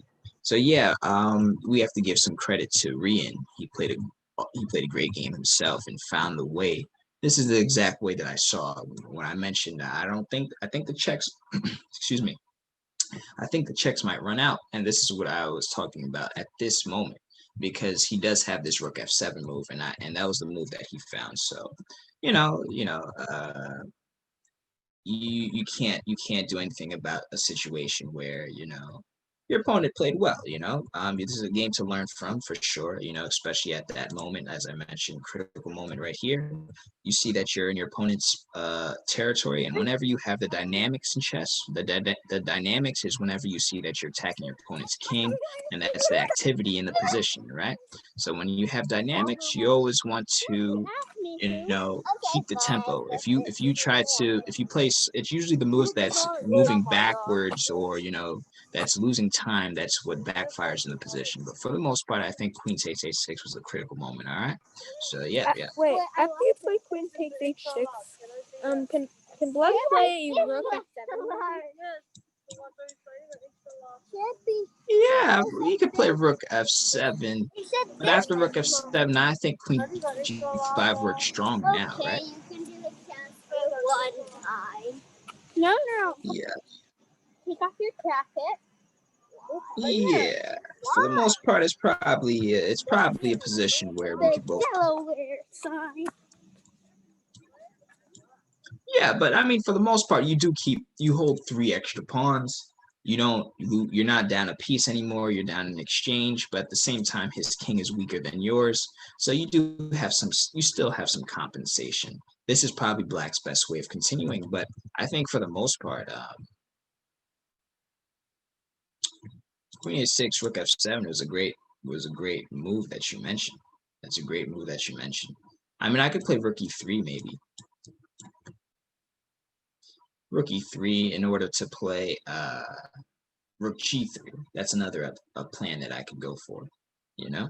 So, like I said, you have the dynamics, so you should throw all of your pieces into your opponent's territory and try to, make it as scary as possible. So, all right. Great game, Christopher. I just want to make sure that all the other games are not completed. And seems like we have one more game left between Taki. Man, I can't believe Taki's a kindergartner playing this well, like a grandmaster. King E3. So Taki's holding great resilience. He's trying to hold this endgame. He's trying to hold this endgame out. He's down 2 pawns, but Black's pawns are kind of weak. Black's pawns are kind of weak. We'll see what he makes out of this position. I mean, Black is supposed to win this endgame, but Black, excuse me, let me give credit to Arhan, who's been a great player in this game. I mean, he won the pawn, and these guys are playing chess like it's Magnus and Kasparov going into the end game. These guys are playing strong, man. These guys are playing strong. So kindergarten, wow. All right, so we'll see what happens next. He's taking his time. It's a sign of a strong chess player, one who takes his time. Even, it doesn't matter if they're losing or they're winning. Take your time. Take your time. No rush. No rush. Unless you need to use the bathroom or something, but there's no rush.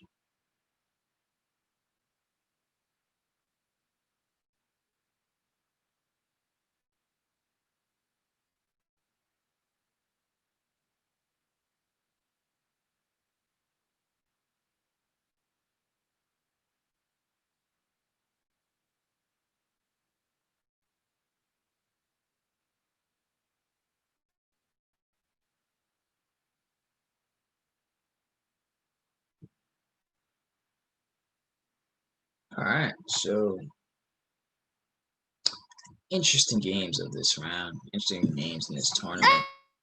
A lot of stuff going on. A lot of, people throwing punches. A lot of people going back, in their own corner. But at the end of the day, these are some very interesting games. These guys are not scared. These guys are not scared at all. These guys came to fight. And that's what we're looking for.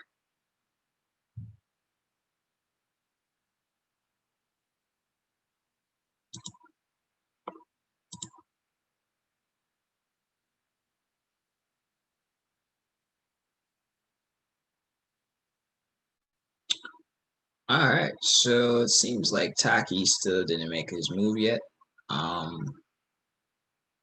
Okay, he plays Bishop D4. Not bad. Not bad. Ooh, Knight E4 is not a good move. Let's see if Taki sees this move. If Taki sees this move, then Taki is, he's doing good. He's playing very strong chess. See how Taki goes about this position.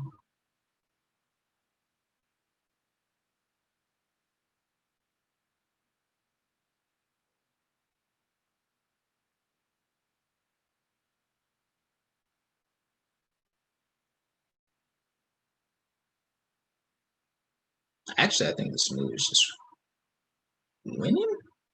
Can I say that confidently? Can I say that confidently? Might be. No. I cannot. He's lucky. Arhan is very lucky. He has a hold. He can save this. And he's also lucky that Taki missed this move. We'll take a look at it afterwards. But, chess is not an easy game. Chess is not an easy game. And like I said, chess requires a lot of focus because, you could play a game where you're up a pawn for 20, 30 moves, 20 to 30 moves, and still not win the game. And you're like, what? Why? I have more. Why am I not winning? And that's what makes chess beautiful. You have to understand the logic behind it. You have to understand what's going on in the position. It's not about the material or how much I'm up by. Because I could be up by $10 more than my friend in real life and still be, and he could still have, a happier time. Or for example, I'll give you an example. We could both go out. I have 10 more extra dollars than him and he has 10 less dollars and he has a better time than I had, So it doesn't matter of how much you have. It's a matter of the quality in the position, the quality in the position, what's going on in the position. Doesn't matter of how much is in the position, what's going on. I could be up a queen and still lose the game, So that's the beauty behind chess. So we'll see how Taki does in this type of position. Bishop c3. He's trying to hold on to the dark squares, limit his opponent from advancing. Let's see how that continues.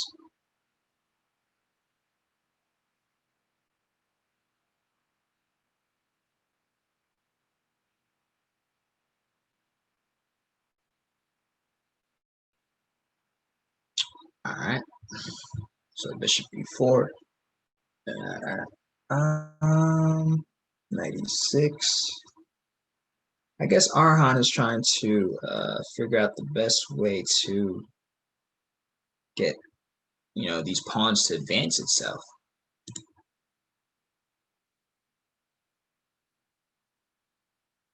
So Arhan is doing good. Arhan is doing great. Arhan is in the driver's seat. Let's see how he does this. Let's see. PS 59 versus PS 77. Fight of the two titans. Let's see what's going on.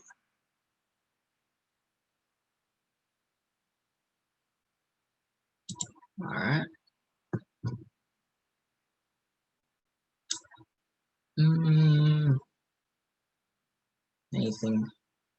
Anything new? Let's see.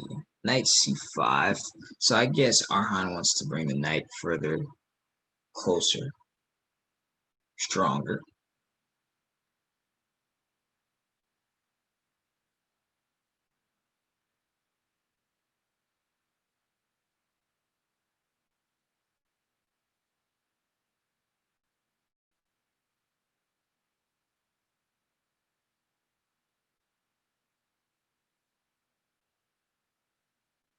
All right.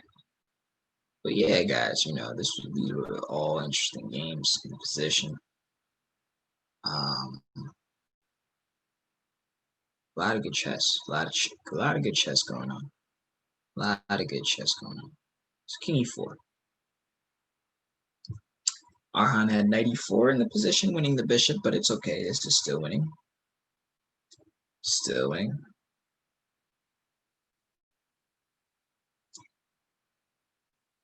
I think, Arhan has, knows that, in any game, just be patient. Just be patient. That's what the end game is about, being patient. Honestly, if you're forced to win, sometimes it won't come. We saw some examples throughout the games that we've been looking at today. Sometimes we can't force the win. Just have to let it come. That end game that we saw on board one today between Ishan and Grant. Ishan had a nice position coming out of the Jabova London, the Versov. And this knight b5 line he knew very well. Won the pawn, queen takes d5, knew that very, very well. And unfortunately, in the end game, I think it was a slight inaccuracy within a pawn move. I think it was the f6 move that it was with a check, allowing the king to come to e6. And yeah, that's what cost him. That's what cost him a little bit. He didn't really have any other, ideas on how to capitalize, and he was worrying about the pawns on the b file, and that was one of the examples. And board two, Christopher had an attack on the king's side, and that situation was quite different. He had the dynamics, so once you have the dynamics, and especially when you're down material, you have to keep it up. And you cannot waste any time. If you waste time, it's going to be game over. And that's why the checks died out, and that was that one. Board three was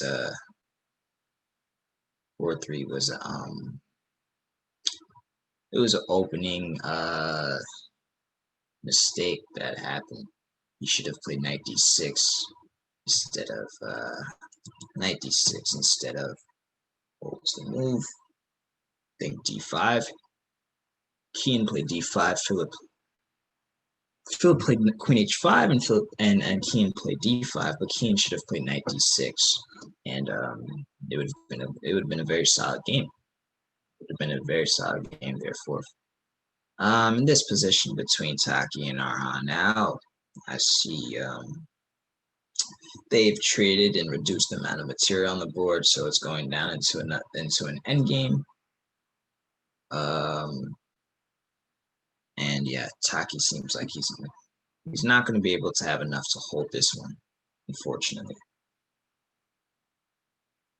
Board five, which was between Coach and Kieran. Coach had a nice attack going with this rook g3, rook g3 lift, and yeah, I mean, I think Kieran wasn't able to defend his threats, but he did have a counter move with knight g4, which was the critical moment that I think he missed, and that was the critical moment on, I don't remember which move, but it was after rook takes h6, which move number, but after rook takes h6, knight g4 was definitely a great move. I think maybe even better for him. So that was the key moment of that game. So that was just basically a wrap up of all of these games. And the one on board four between Taki and Arhan. Taki came out the position. I don't know how the opening arrives. I'll take a look at it quickly before the game ends and discuss that one. So yeah, this should be a technical win right here.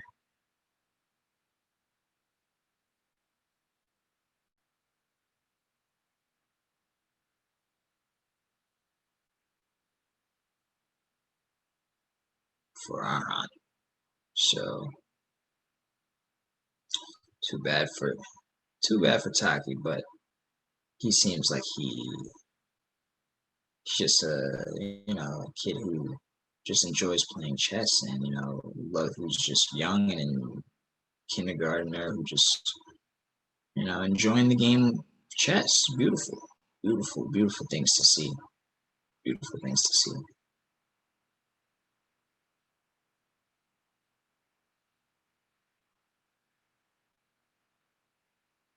King d1 is what Taki plays. He's hoping to get a stalemate in the position. Oh, actually plays king c1.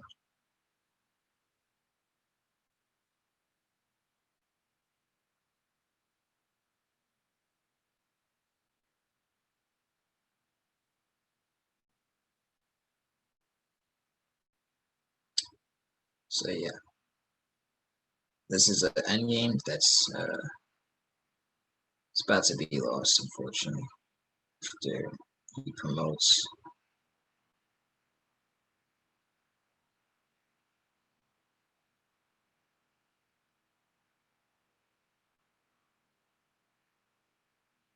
King A2.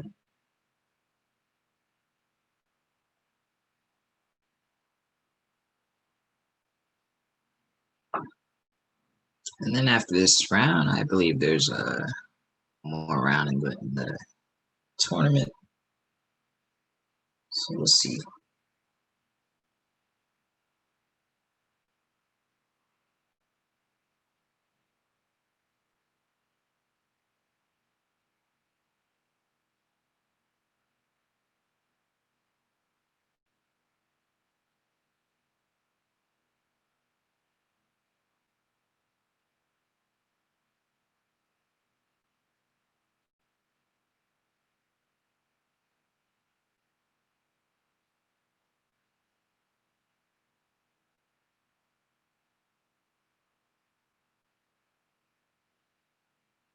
Queen B4, okay. So Arhan does a great job of avoiding the stalemate, and now this should be a position where he converts.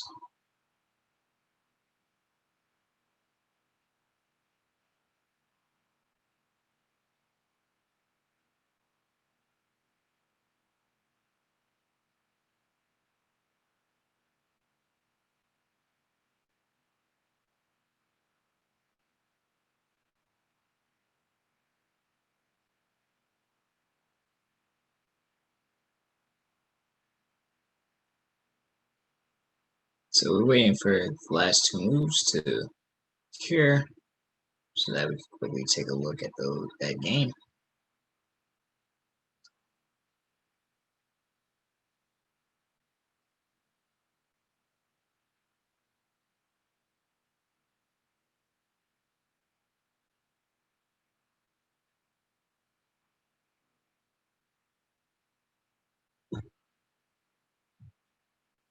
Okay, so he checks mate.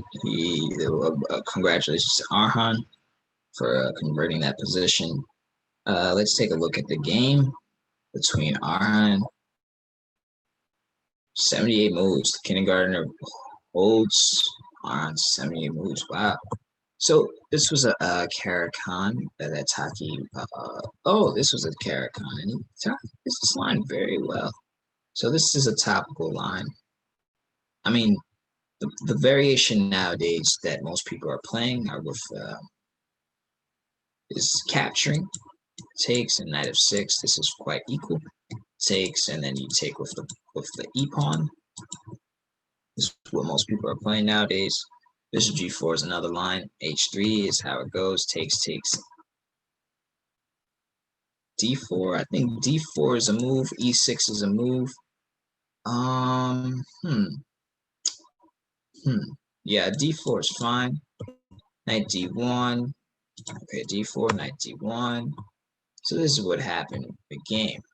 So wow, these guys are playing very well. Now Taki plays Rook G1. I think this was the first inaccuracy. He probably wants to prepare this G4 advance, but he could play, if he wants to do this idea, he could do it immediately, right? He doesn't have to wait to play Rook G1. Rook G1 is just kind of losing a tempo, because now Taki, your opponent, gets to develop on D7 for free, develop without worrying about anything. Now with G4, he cannot play this move because now G5 is a threat. And now if the knight moves, as we see, the knight cannot move to any of these squares. The knight moves backwards, he runs into checkmate. So if you want to go for an attacking idea, Rook G1 is my thought on what that you wanted to attack quite early.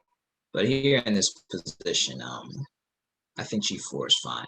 Or castle, right? Remember, we don't have to, if you don't want to attack, you just want to castle. This is by all means a good move. I know typically the queen belongs on G3. Queen G3 in this position may be an idea in order to attack this one and this one at the same time. But here, I think the problem is the knight H5. He could attack the queen, and then we just repeat. we just repeat, and this is an easy draw if you would like. But these are different ideas that I just want to show you within the position. So queen bishop d2, knight b6, b3. Yeah, so Taki makes rooms for his knight, bishop c5. So yeah, here Taki, I think knight d3 should be a good move. And since he's attacking your knight, you don't have to defend. Remember, the key lessons from most of the games are finding the most active way to defend. You don't always have, whenever your pieces are being attacked, have to defend it. You could move it out of the way or defend it, So moving it out of the way would be the best way to proceed here in order to give an attack on e5. And also, you can, improve the knight's position at this moment, So knight d3, I think, is a critical moment here, Taki. So, because after he takes, you do hold the bishop, but now the bishop is kind of, blocked out by its own, by your opponent's pawns. Your bishop is blocked out by your opponent's pawns, So here, Taki, you played a great move. You offered a trade of pieces. But here, the offering a trade of pieces is losing a pawn, unfortunately, right? The queen is doing a great job protecting this pawn on e4. So maybe, I know you want to castle very badly here. I know you want to castle very badly. But at the moment, I don't know if maybe saving the pawn is worth, not castling, because if you don't castle, you don't get checkmated, right? You can move the king here, or you can move the king here. I would say move the king here is safe, and this is called castling by hand. Maybe you can put the pawn here, put the king here, and shelter the king at the same time you save this pawn. Because after queen takes, I take, he takes. This is a problem, right? Now we're down a pawn, but you did an excellent job holding these type of positions, saving, coming down to this position. So here f3 I think is a good move. I think Taki, because now you defend against knight e4, and now he doesn't have any more checks that he could play. But at the same time, I understand that you wanted to defend against rook e2, so it's not too easy how to go about this position.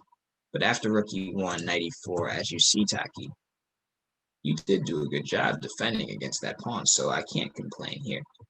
Here, rook d1 takes. We're in an endgame, but this is an endgame where you're down a pawn, right? So no, you have great understanding, Taki. It's just a matter of when it comes to defending, I think the key lesson in this game is when you're defending, it's always best to find the most active way to defend. And in this position on move 15, the most active way of defending is by playing knight d3, attacking the e5 pawn, because now your opponent has something that they have to react to. They have to react to this pawn, whereas we have to react to him attacking us, because now it feels like, we're responding to our opponent's move rather than our opponent responding to our move. And we always want our opponent to respond to our move. And now knight d3 is a great move, attacking e5. All right, Taki. So we'll see. A good game with that. And Arhan, excellent job, with converting that position where you had that extra piece. Oh, Taki, it's your turn. I want to make sure your game has started. Your game has started, Taki. So make sure you get back to your game. All right. Good luck.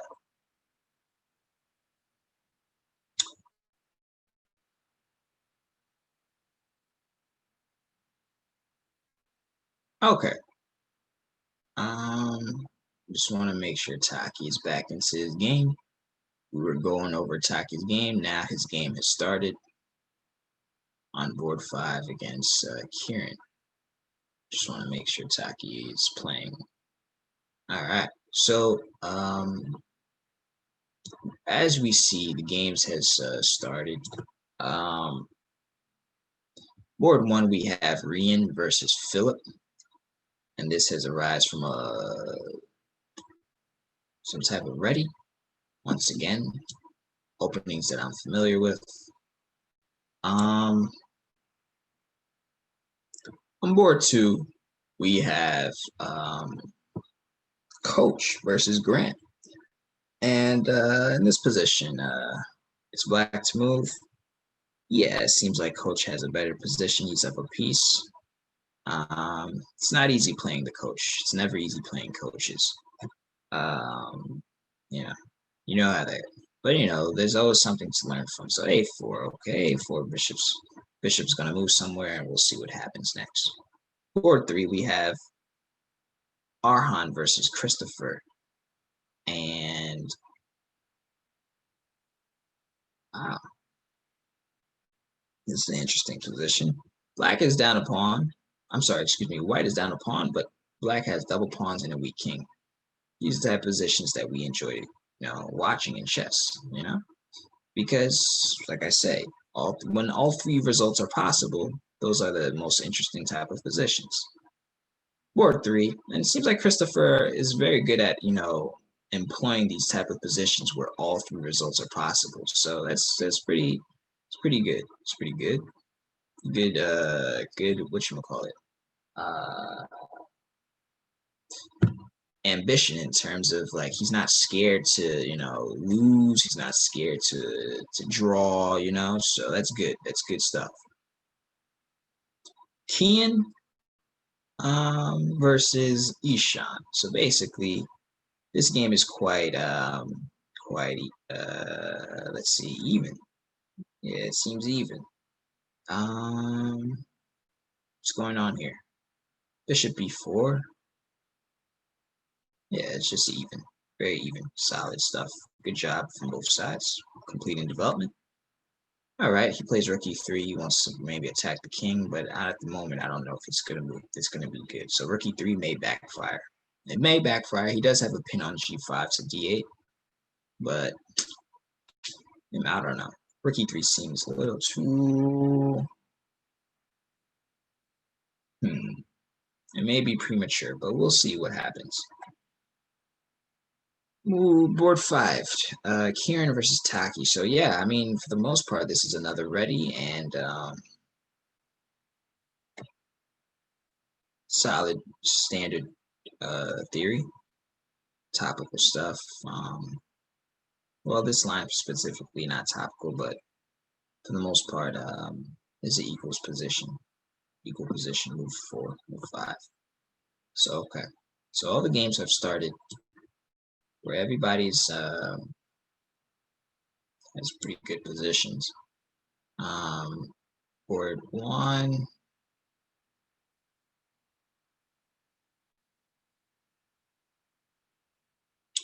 Yes, Philip is trying to go for the magic 3-0. He has a pretty nice outpost with the knight being on d4.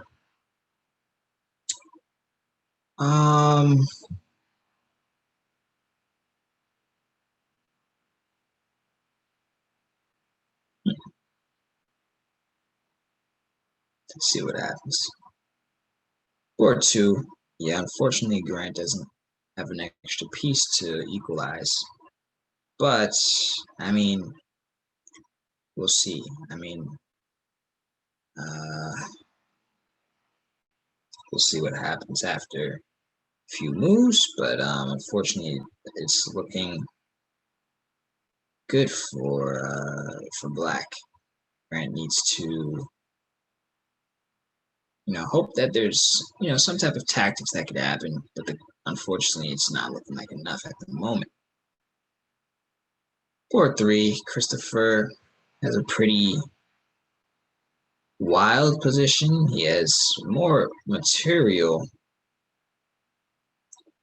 So let's see how he goes about these type of position. He has more pawns, but the weaker king, so goes hand in hand in these type of structures. So now board 4 is interesting how that arrives. So Keon is doing a good job with understanding that this is the right pawn structure that he needs to get himself into. So that's a great position for Keon at the moment. C6 pawn is a weakness. So we'll see what happens. Now Kieran versus Taki. Kieran does enjoy playing these Catalan I'm sorry, English ready type of structures. So we'll see how he proceeds. Now Taki is just developing at the moment. This is just the opening stage, so we'll see, what happens in the next, 5 to 10 moves, I guess, from every game. For the most part, everything is pretty calm.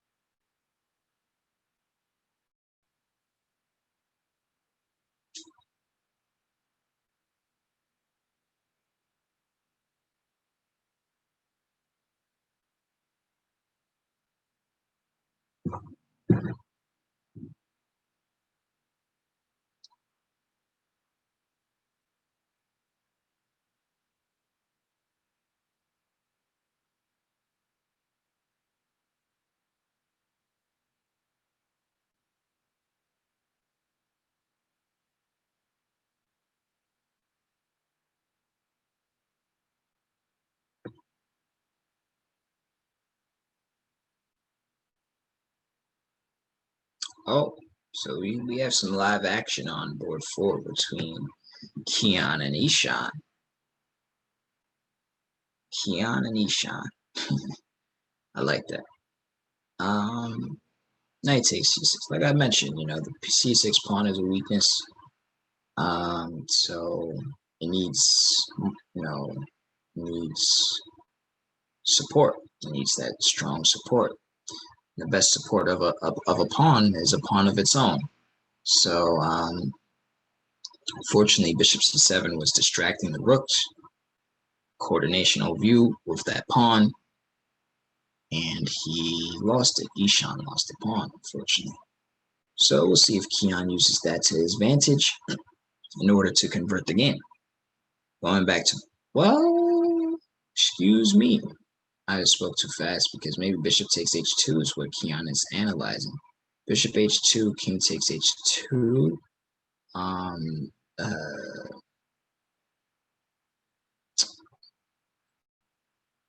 Takes. Maybe. But I don't know. I would rather give up the h2 pawn for the c6 pawn any day. But he does have other stuff. I don't know what's going on, but I'll leave it up to the players. On board 1, equal, dry, simple type of position, no complications. So both players, I know they're not too stressed in these type of positions. You only get stressed when you see pieces coming in your neck, or pieces all over the board, and that's when you start to get stressed and stuff. But when you have positions like you have on board 1, you live calm. Board 2, Grant is trying to save himself, but unfortunately, I don't know if it's enough. Coach is playing quite well today.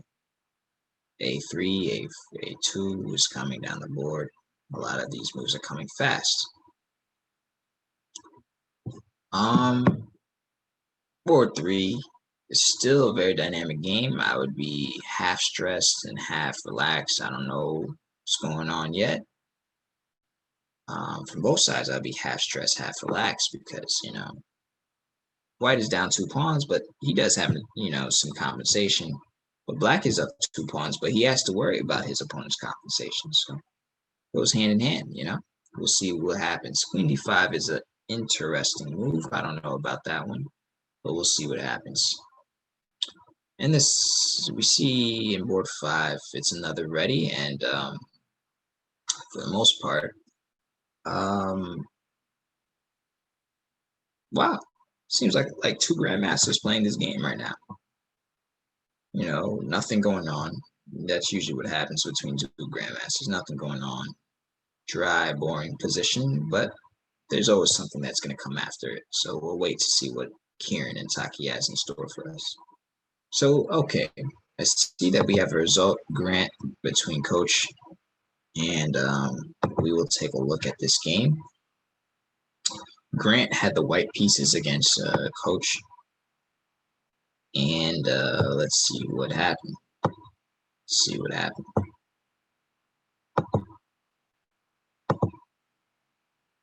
All right. So d4, d5, bishop f4. So this is the London again. And this line specifically, okay, takes. Knight h5 is a move here. I know knight h5 is a move. And this is what Wesley So, very famous Wesley So, employed against,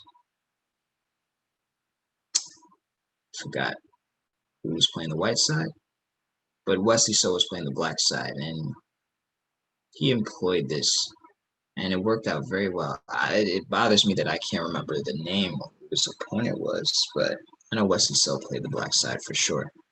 And after knight h5, I think bishop e3, f5 is the idea. And this is something that you could take a look at afterwards, later on or something. But, bishop e7 is solid. Bishop d3, queen b6. Yeah, this is pretty standard. Knight e5 is definitely a mistake, though.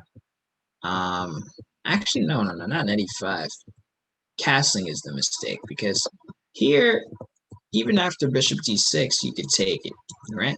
Grant could capture, and if he captures, Grant wins a piece. So on the other hand, he should probably capture here. Coach should capture on f4. And after he captures on f4, I'm thinking knight e7. Trading, just going down to this sequence of trades. And at the end of the day, I think, the material is quite even. It's equalized structure. King e2, we're in an endgame, an early endgame where, it's even. It's very even. I mean, you could call it an endgame, but I call it an endgame because queens are off the board at the moment, and I don't see any, problems. But you could call it a middle game as well. Late middle game, early middle game, early end game, late middle game, early end game. Because after castles knight h6, oh, he takes it anyway, but that's a blunder. It's a blunder. So that's where we lost the piece right here. I understand. So yeah, I think we captured a move too short.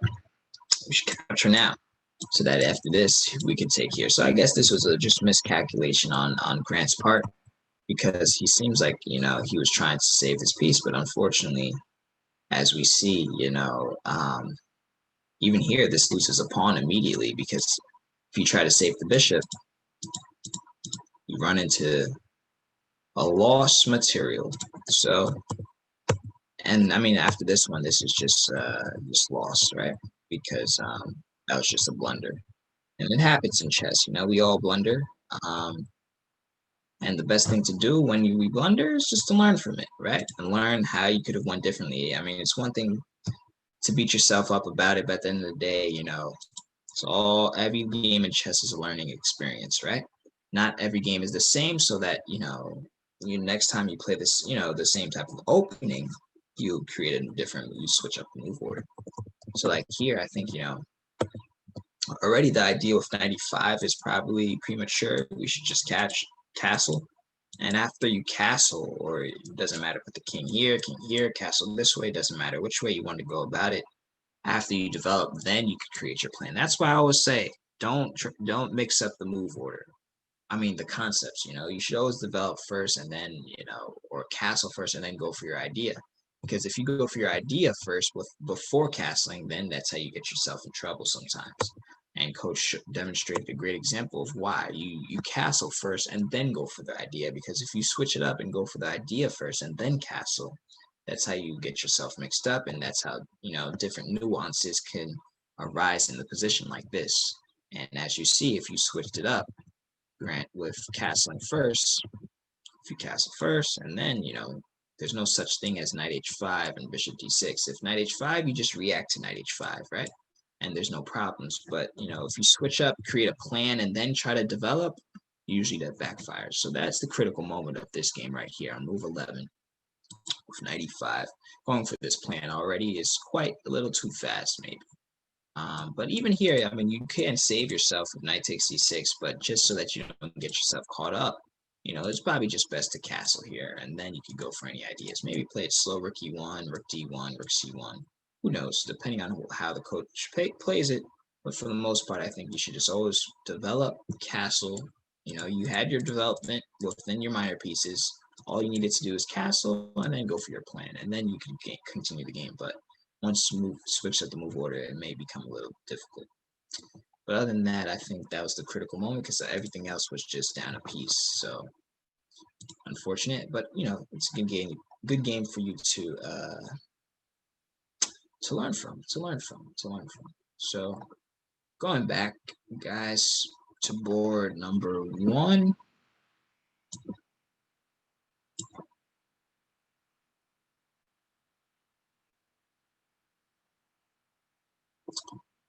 Very dry, equal. Board 2. Oh, so Arhan seems like he is up a knight. He got this knight, but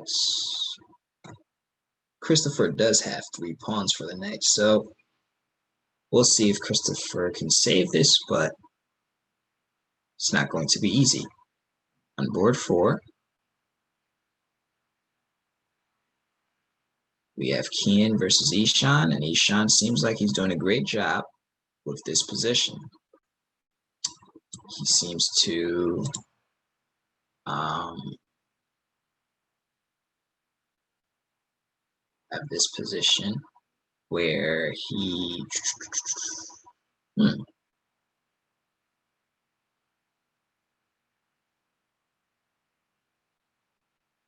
yeah, Ishan just has an extra piece. I don't see furthermore.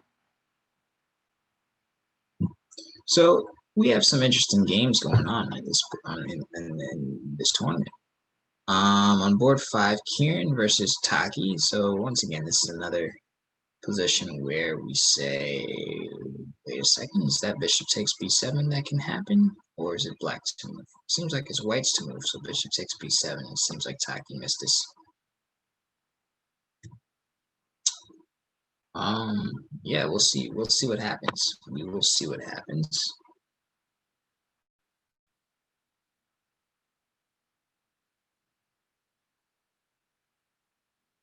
All right.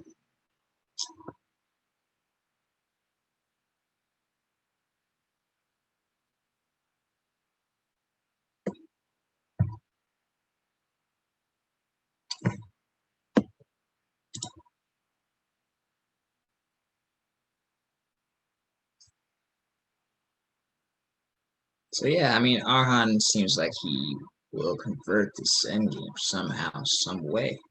But we'll see how he does it. They both have a lot of time left on the clock. Plenty enough time. But we'll see how Christopher defends. It's not going to be easy. It's not going to be easy.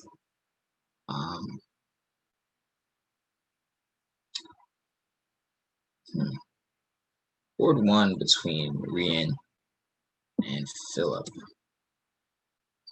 I keep saying it's dry, but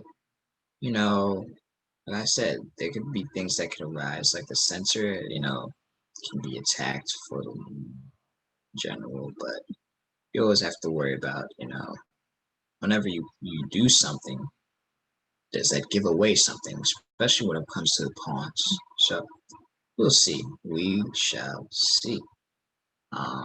Let's wait and see. Oh yeah, on board 5, it does seem that Taki gave up the b7 pawn. That's the thing about chess, when fatigue could come in, especially in these long games and, using your brain and stuff like that. Fatigue could always come. So it's like, it's not easy to always stay alert, but these guys are doing a great job keeping up that, that energy because these games are long, and these guys are fighting. That's what chess is all about.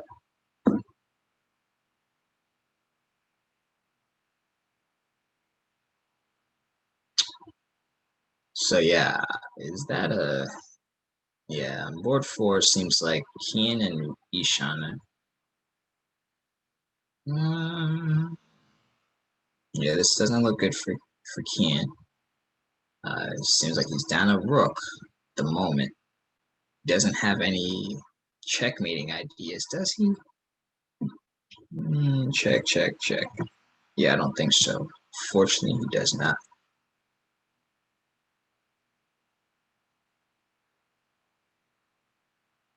But you never give up. Never give up in chess. Never give up. So yeah, it seems like Taki lost that rook, unfortunately. So that was unfortunate. Arhan still trying to convert, trying to figure out the best way to do so. He sees that his opponent has these pawns rolling, but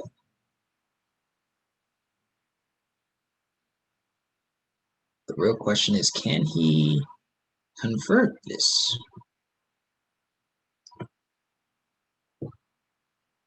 All right, so let's see what's going on.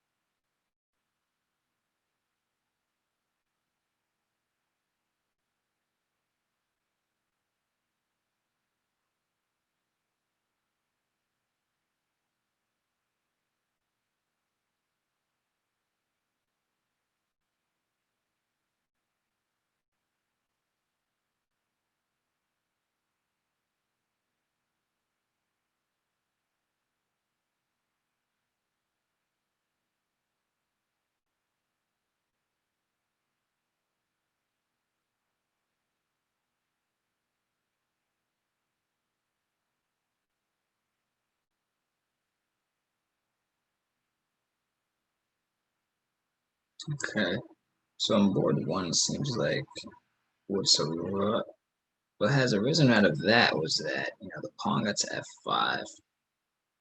Black has some control over the c file.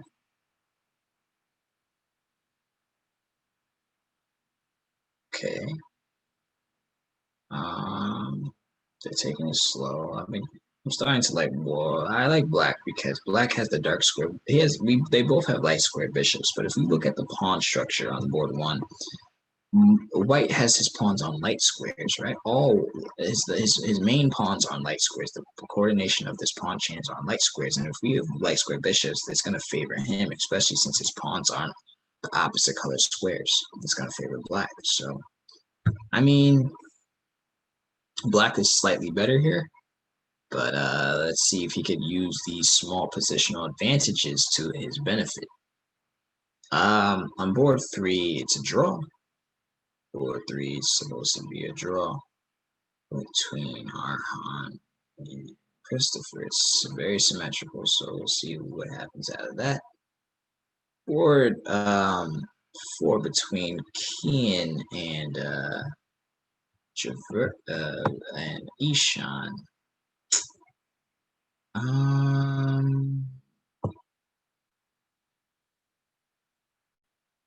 I would say for the most part,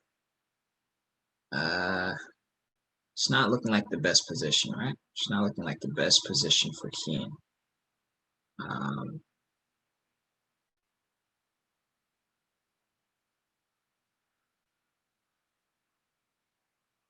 Let's see what happens on board 5 between Kieran and Taki. So Kieran does have the better position here. He holds the better position. He has extra rook, but we will see.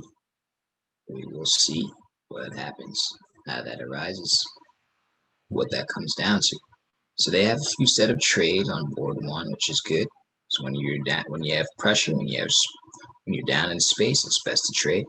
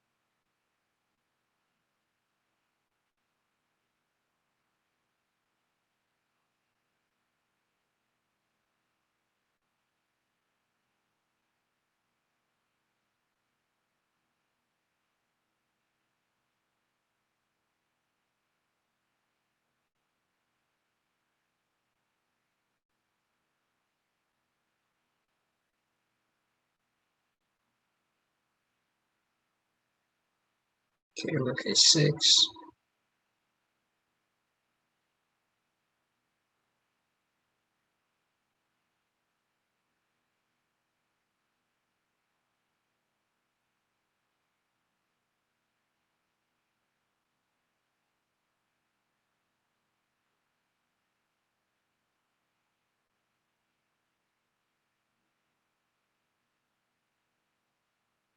So board 3 should wrap up anytime, probably. I don't see any way of improving.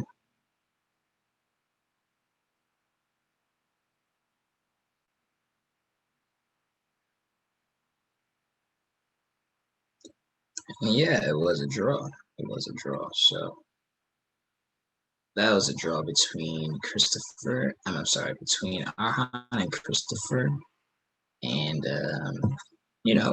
I guess we could, take a look at that one.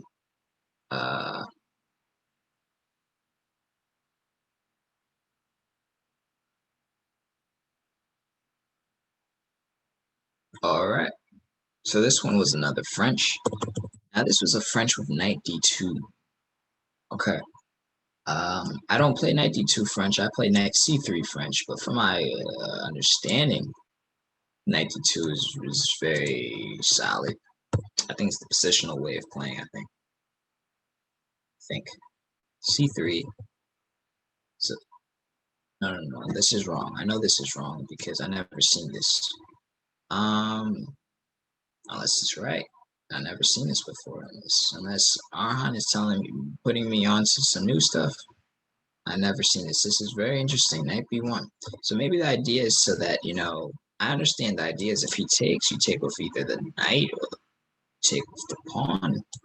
You take off the pawn, the knight comes to c3, and this is a standard position. Maybe this is it. What do you do after c4, maybe? So the whole idea is that you say that the queen is misplaced here. I'm not going to do anything. Maybe I learned something. I don't know. Bishop here, castle. His idea is like b3. Wow. So yeah, I mean, there's probably nothing wrong with this. There's nothing wrong with this. I don't know the theory, but it seems fine. Takes. Bishop b2. Yeah, this seems good for white. Now bishop e7. This is okay. Bishop takes. What happened? What went wrong? So bishop to, I'm sorry, rook b1, bishop b2 takes. So knight d2.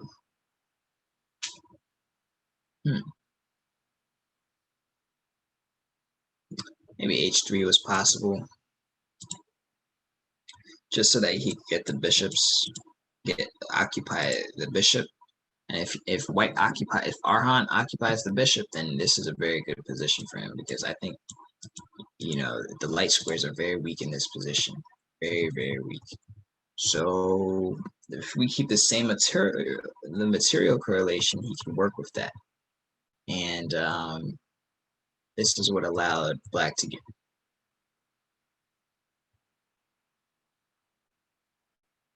Oh, I see what happened. So he lost the piece in this way, yes. With knight f3, he missed this move. He missed this move, but after he missed this move, what happened next? Here, queen here.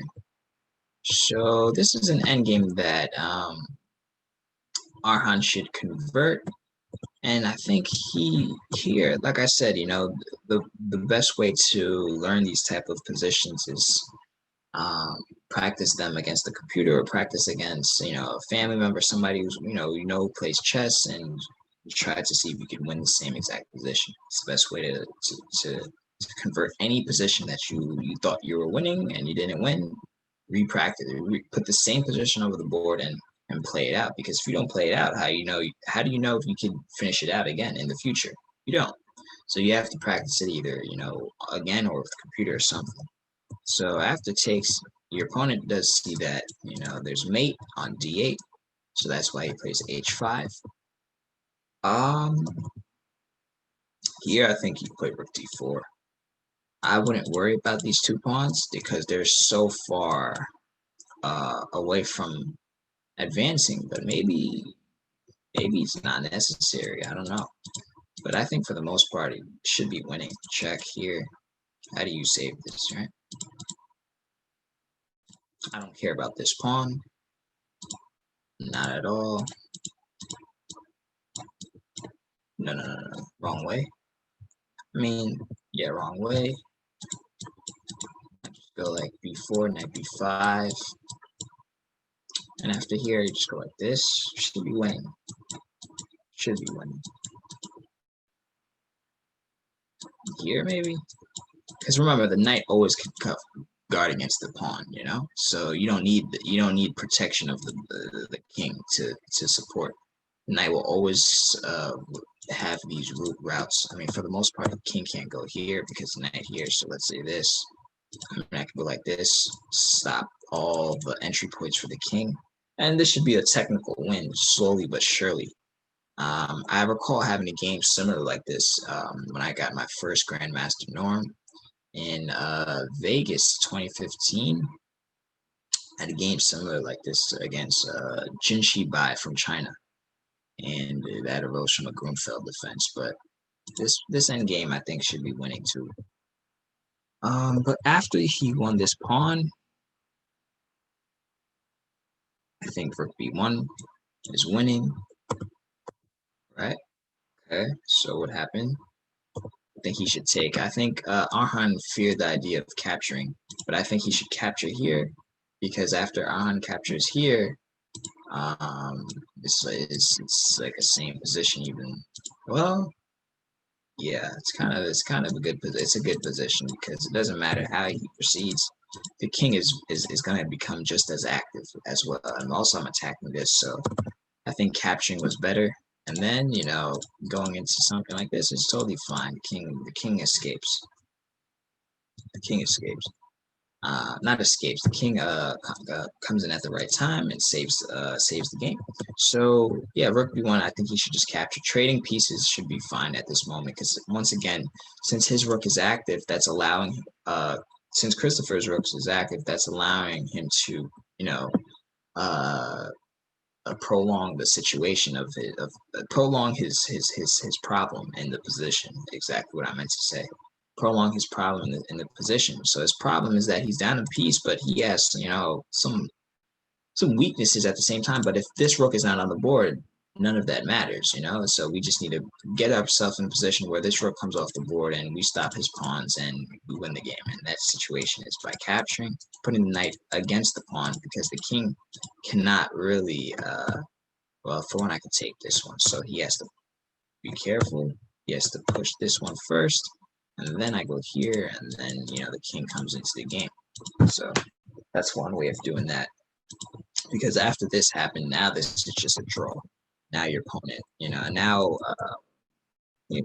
I mean, you don't have to take, but I understand why he did it, because the moment these pawns are very, very annoying, he's going to play rook b3, a3, b4, rook b2, a2, b3, rook b1, and we may lose. So you have to, if you don't have a way of, of fully stopping that, you just might as well reduce the material. And I think a draw is a fair result in this game. Well played from both sides. Well played. All right, so we do have another result on board 3 between Kian and Ishan, which we will take a look at. And in that game was in the Caracan. Kian played e4, Ishan played the Caracan. This was the exchange, right? This was the line that we looked at before. Now, when they play knight f3, bishop f5 is a move. Yes, this is all standard stuff. So we got a position here where I don't know about c4. I liked white position. Eventually, I liked white's position, but I don't know what happened. So takes. So I think here, Kian, you have to play king g1. The king is exposed at the moment.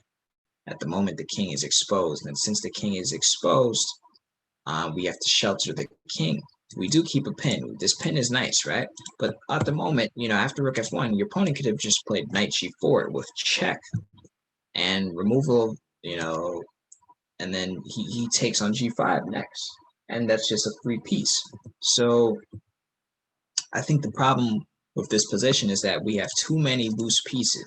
So we want to make sure the pieces are, placed where they're at, and then continue about the position. Because if you look at the queen side, your pieces are well placed. I mean, your pawn structure is way better. You have, like a future, like 3 outside pass pawns. So it's a matter of how do you want to work with that? You want to make sure your pieces are safe first. And in this position, the best move has to be king g1, because the king doesn't have to worry about being put in check by any other piece, right? For example, the knight or the queen. And, also we don't put ourselves in, pins. So this move h rook f3 is definitely a blunder. So this is the critical moment right here on move 18. Because after h6, I mean, your opponent didn't do it, but still, we gave him the opportunity, and this position was just a little. I understand that you want to create some mating ideas by sacrificing, but unfortunately, the sacrifice wasn't enough. So possibly something like. Here, he attacks you, just move out the way. Sometimes it doesn't always require to go all out in every position. Just playing the position was simple and calm, taking advantage of, the fact that he doesn't have a dark square bishop, and we do. We control all of the dark squares, so that's something very important. Controlling, creating an outside pass pawn is very important in this position as well. This seems great. But after this, I think this just was the wrong idea, the wrong plan that we went for, and that's why it backfired, unfortunately. So yeah, I think in this game, and also here, you probably could take, and then here, actually doesn't work because he has king g6. So yeah, I mean, for the most part, I think it was just a blunder within the plans. So the critical moment was on move 18. If you play king g1, I think you have a great position. Your ideas will still come into use with rook g3, and you put pressure on the dark squares since he doesn't have a dark square bishop. So that's the key lesson from this game. Let's move on to any other games. We have 2 games left. On board 1, we have a game between the undefeated people.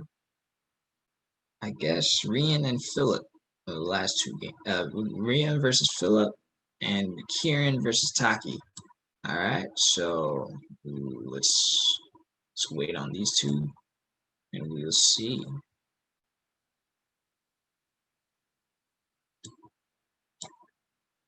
We will see. Let's put this over here. So yeah, I mean, for the most part, these were well played games throughout everybody. I mean, everybody played like a grandmaster today. Doesn't matter how the game came out or what score you had. based on the games that I've looked at, these are strong games. Some strong games. So let me see something. So yeah, we're just waiting for board 1 to see, and board 5. So Kieran, whoa, Kieran won his queen. Guy is playing like he's a real GM today. He's about to, well, maybe I'm getting names mixed up. Taki won Kieran's queen, so he converted. He's coming out of a position where he was completely down a rook. So we'll have to analyze to see what went wrong, Kieran. But for the most part, it's amazing to see the young man, find his way out of a position where he was just down a lot of material.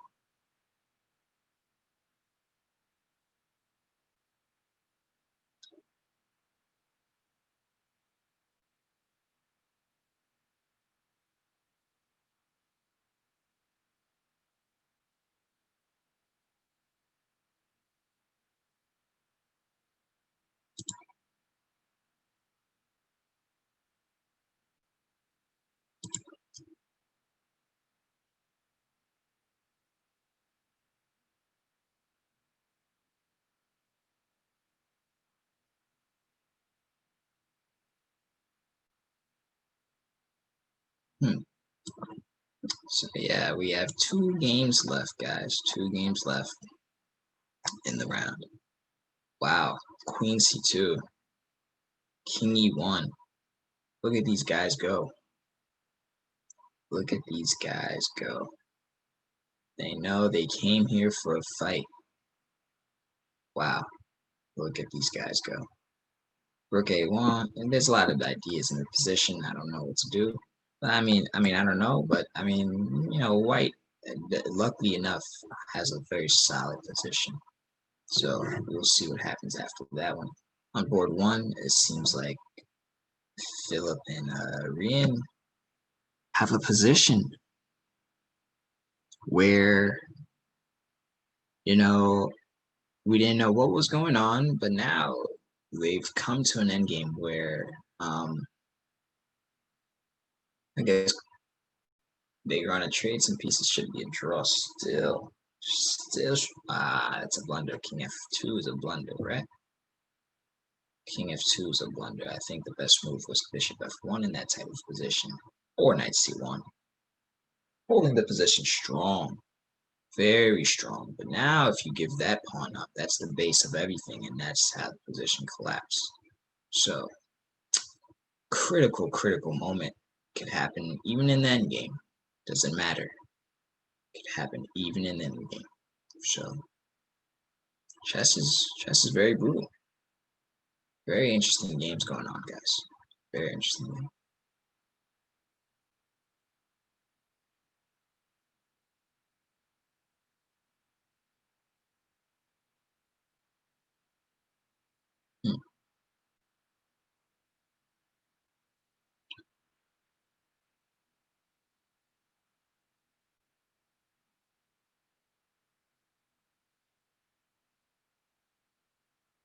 So Taki and Tanaka.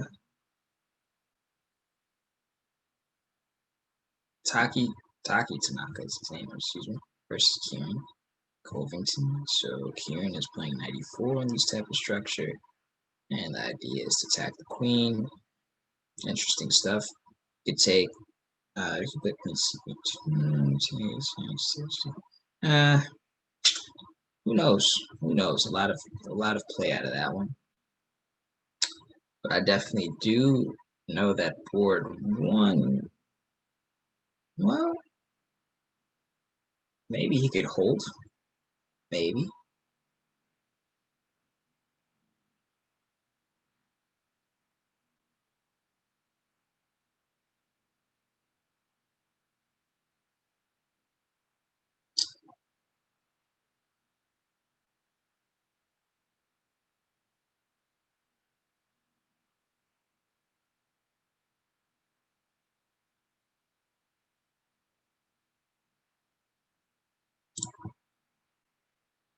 Yeah, these are the last two games. Very interesting games.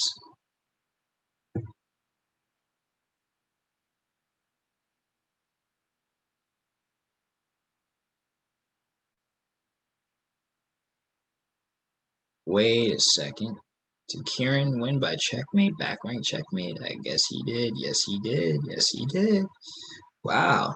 Chess is a topsy-turvy game. It goes up and down, up and down, up and down. You never know what's going to happen. I don't know. But at the end of the day, that's why I say it's a sport. The way because of all the stuff that's going on in the position, it makes it a sport. But okay, we'll take a look at the game between Kieran and Tanaka while we wait for board 1 to complete. And in this game, let's take a look. So this game was from the ready, which Kieran enjoys playing as from the games that I've recognized so far. Knight h4 is a fine move by Kieran. His opponent retreats, bishop d6, a3.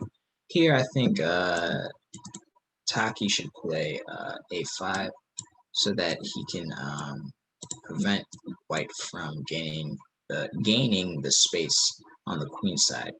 So I think a5 is a useful move at this point. Instead, he played castles. He completed the development. He goes for his idea on the queen side, but forgets that his pawn was unprotected. The knight should go to d8, but he went to b8. And after he goes to b8, I guess that what allowed Kieran to win the rook. So after Kieran wins the rook, and knight goes to d8 here. And after knight goes to d8, there's no such thing as taking because the knight will take.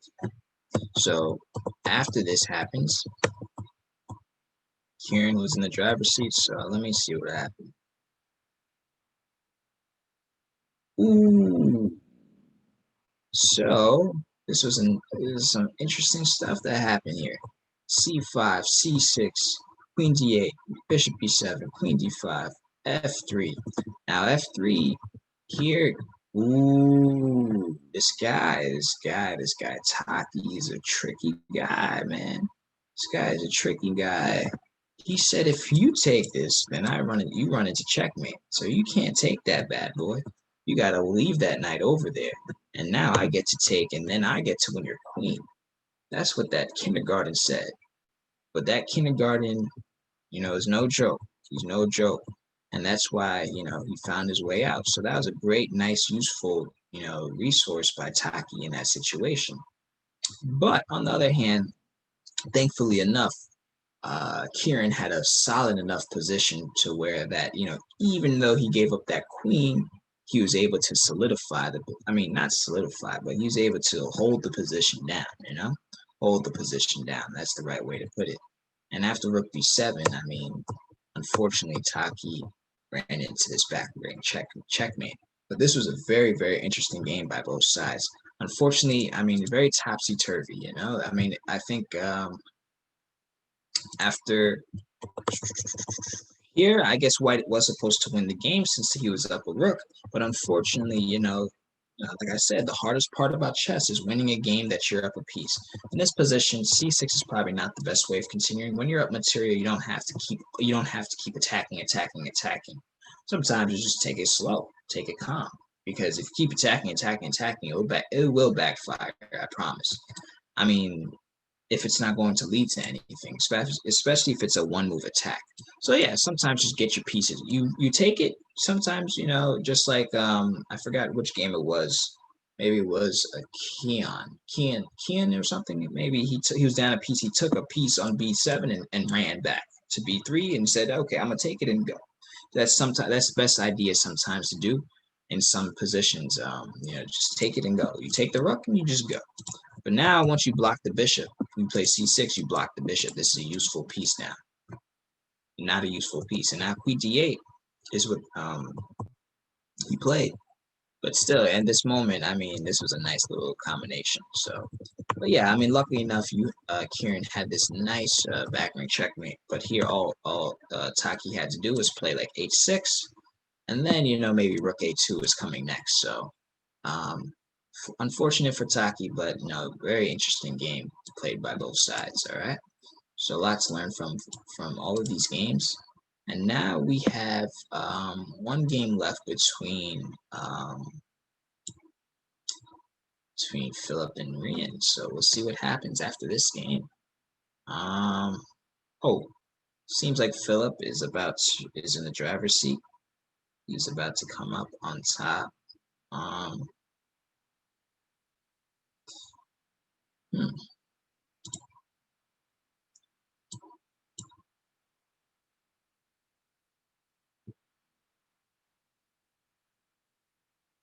He holds an extra piece.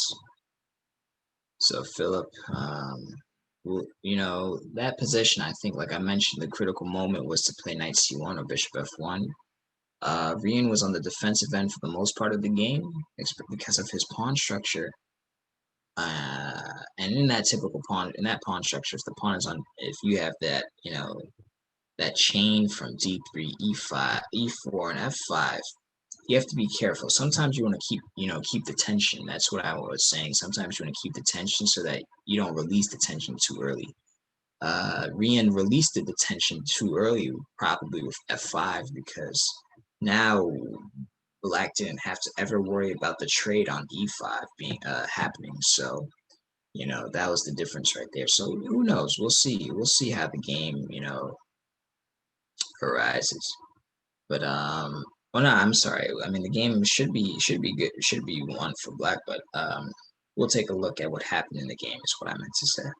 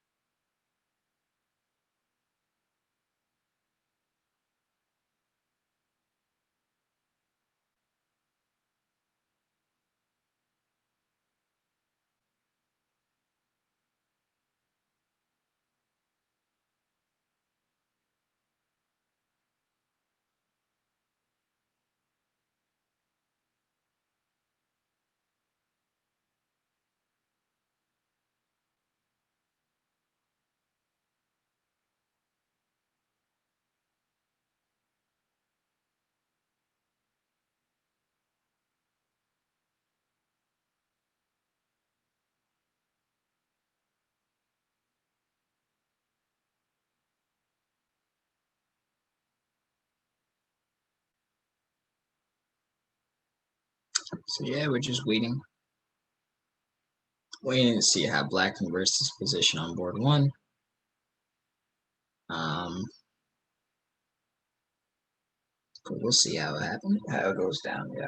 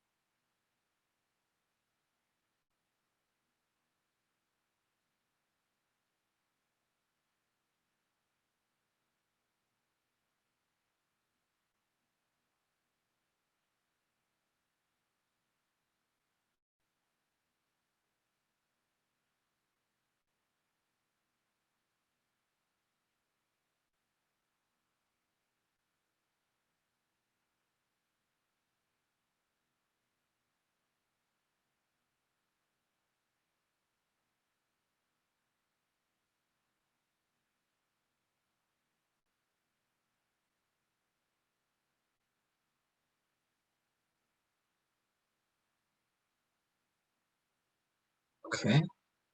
So Philip traded the set of pawns on a4.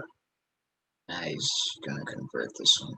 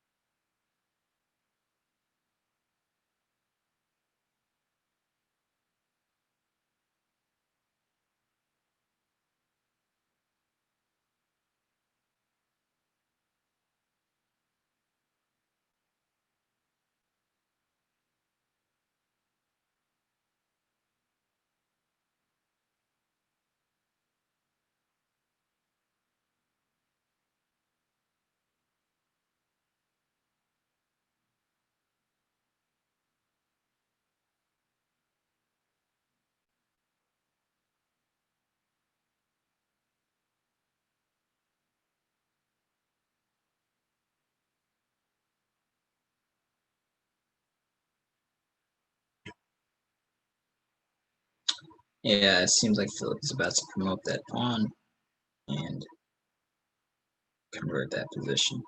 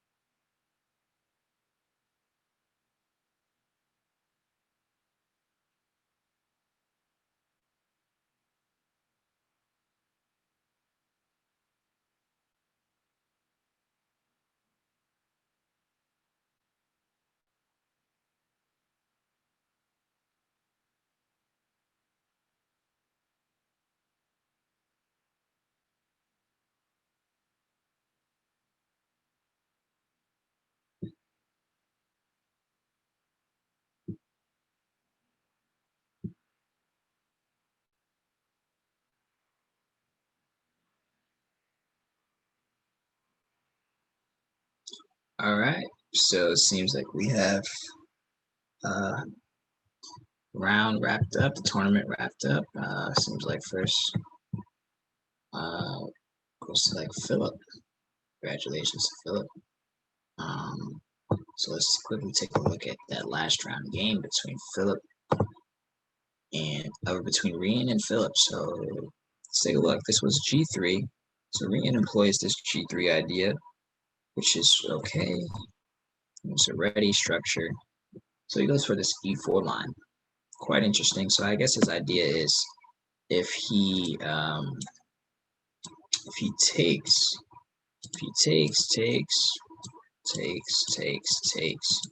he could take here, but I don't know. Maybe he could take here. No. He could take. So yeah, this is the whole idea to get this equals position, but this is solid for black. He should go for this equalize 1, 2, 3. But instead he goes for D4. Now once he goes for D4, you have to worry about this idea with E5. You could play C3 here, which is what he played. Or you could go for this attack right away with knight H4, right? I know this is a typical idea, or knight E1 right away. I think knight E1 is fine here if Rian plays knight E5, because after he plays, knight E1 in order to play E4 right away, because that's the whole idea about this structure. You want to attack it immediately. So this whole idea is to do this, or you can play H3 to prevent. H3 is some ideas that I know about too, in order to stop any bishop G4 or knight G4 ideas. But okay, C3 is not bad. Takes, okay, here he takes with the bishop. Yeah, you take. Here I was thinking to play F4 immediately once again, give him something to react to. If he takes, then maybe you take with the pawn. And this is the type of structure that you want. The knight will come to C3, the bishop will come to E3, you can play H3 in some situations, and E5 is coming, the center is yours. The center is yours. But after knight c3, queen d6, bishop e3, c5, I think for the most part, this was a solid structure. But here, like I was mentioning, since you have the bishops, so we both have the same colored bishops, he has a better structure because his pawns are on dark squares, right? So maybe here, okay, you play queen b3. I was looking at f4 immediately, but after f4, you have to worry about knight g4, right? Whenever you push a pawn in chess, you always have to worry about the square that it gives up, and it gives up the e3 square. So here, I think after knight g4, the e3 square is a little soft. So here I see why you didn't play. You played queen b3 first, and after queen b3, b6, queen c2. So here I guess we wasted some time playing these moves back and forth. So here I would create the plan. Just remember that this is the key plan towards the center whenever you have this pawn structure, because you want to break open the center so that this bishop on g2 foresees a diagonal, right? Because at the moment it's only being blocked by its own bishop. So if you play f4, if you play f4 and he takes, you always have ideas like this, right? In between moves, and also you just want to keep a solid formation. And now you have the threats. This pawn is weakened. You can put some pressure on it, and this is how you go about these type of structures. But once you shuffle around like this, and you played it, but here you should take it, because after you take it, he takes. You could trade some pieces. This pawn is weak. You could put the queen here, for example. Now, and even in this position, you can put the queen here, so that because here, if you go here now, he could play rook d7. Well, even here, you have bishop here, so this is good. So this is just a good position here for you. Queen b4, and I think you're better here, actually. But after you play f5, this f5 move gives the advantage to your opponent, because now he holds the better structure. And with these pawns being on dark squares, you can never attack these pawns with this light squared bishop. So now this bishop is stuck to only guarding these pawns. You did a great defensive job in this game. You definitely did. But at the moment, unfortunately, it wasn't enough. So here, this is all what happened. We traded. Here, I was thinking bishop f1 is a solid move, supporting this pawn. Or even knight c1 to support the pawn in this fashion. Because after you give up the pawn, then I think that was just a blunder. So knight c1, and if he attacks it twice, then you can just protect it. The knight is supporting here and here. So these are the critical moments of this game. On move 29, move 19, when you push the pawn, and when you had the opportunity to exchange rooks as well. So those are critical moments of that game. But overall, I think Philip played a great tournament, and congratulations to him for that. These were great games, guys. These were definitely great games.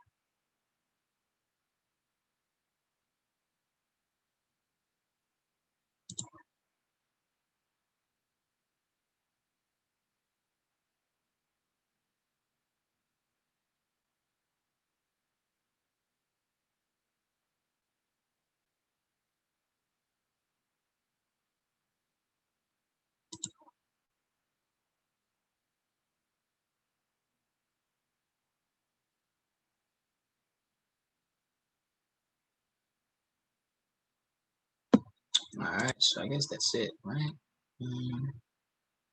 Let me see.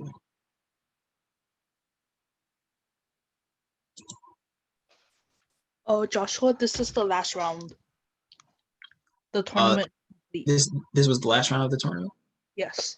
Okay. So I guess, is that it for us? Yes. Okay, great. All right. So I guess I'm free. Am I free to end the screen share as well?